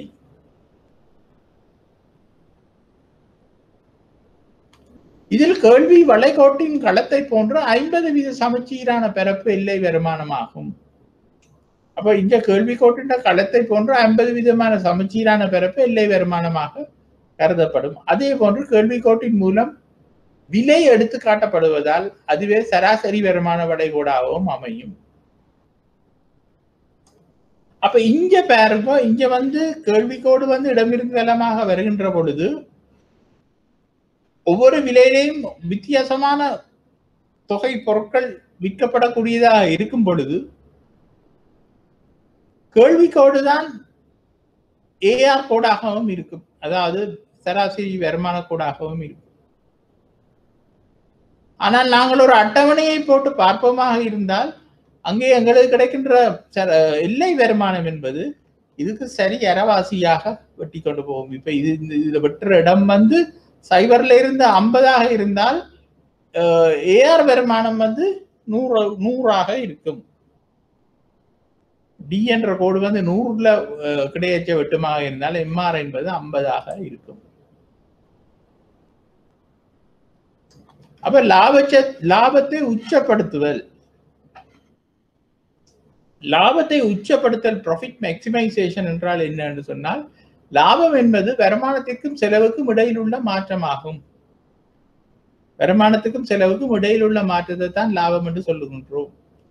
அப்ப எல்லை வருமானத்துக்கும் எல்லை செலவுக்கும் சமமாக அமைகின்ற இடம்தான், அதாவது எல்லை வருமானம் என்று நாங்கள் சொல்றது என்ன, ஒவ்வொரு பொருளை விற்கும் பொழுதும் கிடைக்கின்ற மேலதிக வருமானம், அதுதான் எல்லை வருமானம் எம்ஆர் என்று சொல்கின்றோம். எல்லை செலவு என்பது நாங்கள் ஏற்கனவே பார்த்தது. அப்ப இந்த எல்லை வருமானமும் எல்லை செலவும் சந்திக்கின்ற இடம், அதாவது எம்ஆர் சமன் எம்சி என்று போட்டுக்கொள்ளுங்க. உற்பத்தி மட்டத்துக்கே உச்ச லாபம் கிடைக்கின்ற நிலை இருக்கும். அப்ப எம்ஆரும் எம்சியும் சந்திக்கின்ற இடத்துல தான் உச்ச லாபம் அந்த உற்பத்தியாளனுக்கு கிடைக்கும். அப்ப இது ஒரு கணித ரீதியில பார்த்தாலும் எம்ஆர் சமன் எம்சி என்ற ஒரு இடத்துலதான் லாபம் உச்சப்படுத்தப்படும் என்றது நாங்கள் ப்ரூவ் பண்ணி கொள்ளலாம். அப்ப இந்த உற்பத்தி மட்டத்திற்கு முன்னர் அல்லது பின்னர் எந்த ஒரு உற்பத்தி மட்டத்திலும் லாபம் மொத்த வருமானத்திற்கும் மொத்த செலவுக்கும் இடையிலான மாற்றம் குறைவாகத்தான் இருக்கும்.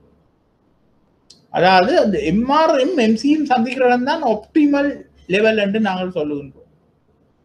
அதுக்கு முதல் நாங்கள் எங்கேயாவது உற்பத்தியை நிப்பாட்டினோம் என்றால் எங்களால் அந்த கூடுதலான மேக்சிமம் ப்ராஃபிட்டை எடுத்துக்கொள்ள இயலாது என்பதுதான் அர்த்தம். மேலும் எம்ஆர் மைனஸ் எம்சி நிபந்தனையானது எல்லை செலவு அதிகரிக்கின்ற சந்தர்ப்பத்திலேயே செல்லுபடியானதாக இருக்கும். அதாவது எம்ஆர் சய இல்லை எம்ஆர் சமன் எம்சி என்ற நிபந்தனையானது எல்லை செலவு அதிகரிக்கின்ற சந்தர்ப்பத்திலேயே செல்லுபடியதானதாக இருக்கும். அதாவது எல்லை செலவு குறைந்து கூடணும், அப்படியான இடத்துலதான் அது வந்து சரியா ஒர்க் அவுட் பண்ணும். எல்லை செலவு குறைவடைவதன் காரணமாக தொடர்ந்து உற்பத்தி செய்வதன் மூலம் லாபத்தை அதிகரித்து கொண்டு போகலாம்.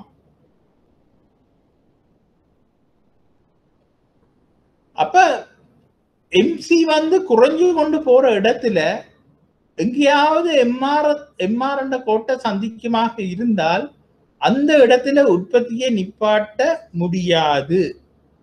ஏனென்று சொன்னால் எம்ஆரும் எம்சியும் சந்திக்குதுன்றதுக்காக நாங்கள் ஒரு கட்டத்துல எம்சி கோடு குறைந்து கொண்டு போகின்ற இடத்துல ஒரு இடத்துல எம்ஆர் கோட்டை சந்திக்குமா இருந்தால் அந்த இடத்துல உற்பத்தியை நிப்பாட்ட இயலாது. ஏனென்றா அந்த கட்டத்துக்கு பிறகு இன்னும் எம்சி என்ற கோடு எல்லை செலவு கோடு குறைந்து கொண்டே போகும். ஆகவே எம்சி எங்க அதிகரிக்க வலிக்கிடுதோ அங்க எம்ஆர் என்ற கோட்டை சந்திக்கிற இடத்துலதான் மேக்சிமம் ப்ரொடக்ஷன் இல்லாட்டா மேக்சிமம் ப்ராஃபிட் கிடைக்கக்கூடியதாக இருக்கும். இதற்கமைய எல்லை செலவு அதிகரிக்கின்ற சந்தர்ப்பத்தில் எம்ஆர் சமன் எம்சி மட்டத்தில் உற்பத்தி மட்டத்தை தொடர்ந்தும் பேணி வருதல் வேண்டும். இங்கதான் லாபம் உச்சமடைகின்ற உற்பத்தி மட்டமாகும். அப்ப இதை நாங்க கீழே உள்ள கிராஃப்ல பார்க்கலாம். ஆனா அதை நாங்கள் கொஞ்சம் விளக்கமா பார்க்க வேண்டி இருக்கும்.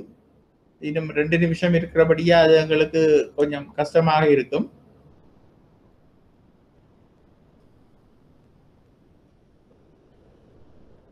அதால நாங்கள் அடுத்த வகுப்பில் அதை நாங்கள் பார்த்து கொள்ளுவோம். ஆனால் நீங்க இந்த கிராஃபை நீங்கள் ஒருக்கா பார்த்து விளங்கி கொண்டு வாங்கோ. இது ஒரு நிறை போட்டி சந்தையில நான் முதலாவதாக சொன்ன அந்த நிறை போட்டி சந்தையில இருக்கிற ப்ராஃபிட் மேக்சிமைசேஷன். இதை நீங்கள் பார்த்து வையுங்கோ. நாங்கள் இது தொடர்பான அப்படி இல்லை என்று சொன்னால் இதை நாங்கள் சந்தைகள் படிக்கும் பொழுது சந்தைக்குள்ள நாங்கள் இன்னும் பார்க்கறது இன்னும் சிறப்பு இயல்பா இருக்கும். அப்படி இல்லாட்டா சந்தையில பார்த்துட்டு இதை பார்க்கறதும் சிறப்பு இயல்பா இருக்கும். எதுக்கும் நீங்கள் இதை பார்த்து வையுங்கோ. பார்த்து வைக்க நாங்கள் அடுத்த வகுப்பில் இதை தொடர்ந்து படிப்போம். அதாவது இந்த ப்ரொடியூசர்ஸ் இன்கம் என்பது நான் முதல் சொன்ன மாதிரி சந்தை அமைப்புகளோடு தொடர்புபட்ட ஒரு விடயம். ஆகவே சந்தை அமைப்புகளுக்குள்ள நாங்கள் சந்தையை பார்த்துட்டு இதை பார்த்தால் இன்னும் கொஞ்சம் கூடுதலாக விளக்கமாக இருக்கும். ஆகவே இத்தோடு நாங்கள் இந்த வகுப்பை நிறுத்தி கொண்டு நாங்கள் அடுத்த சனிக்கிழமை இதே நேரம் சந்திப்போம். ஏதாவது கேள்விகள் இருக்கின்றதா? கேள்விகள் இருந்தால் கேட்கலாம். இல்லாட்டால் உங்களுக்கு விளக்கம் குறைவாக இருந்தாலும் பொதுவாக சொல்லுங்கள். விளக்கம் குறை வேண்டாம். அப்ப நான் அடுத்த வகுப்பில் இதை வேணுமெண்டா கூடுதலாக சமரைஸ் பண்ணி போட்டு நாங்கள் அடுத்த செக்ஷனுக்கு போகலாம். கிருஷாந்தினியோ ஃபாத்திமாவோ ஏதாவது பிரச்சனைகள் இருக்கின்றதா?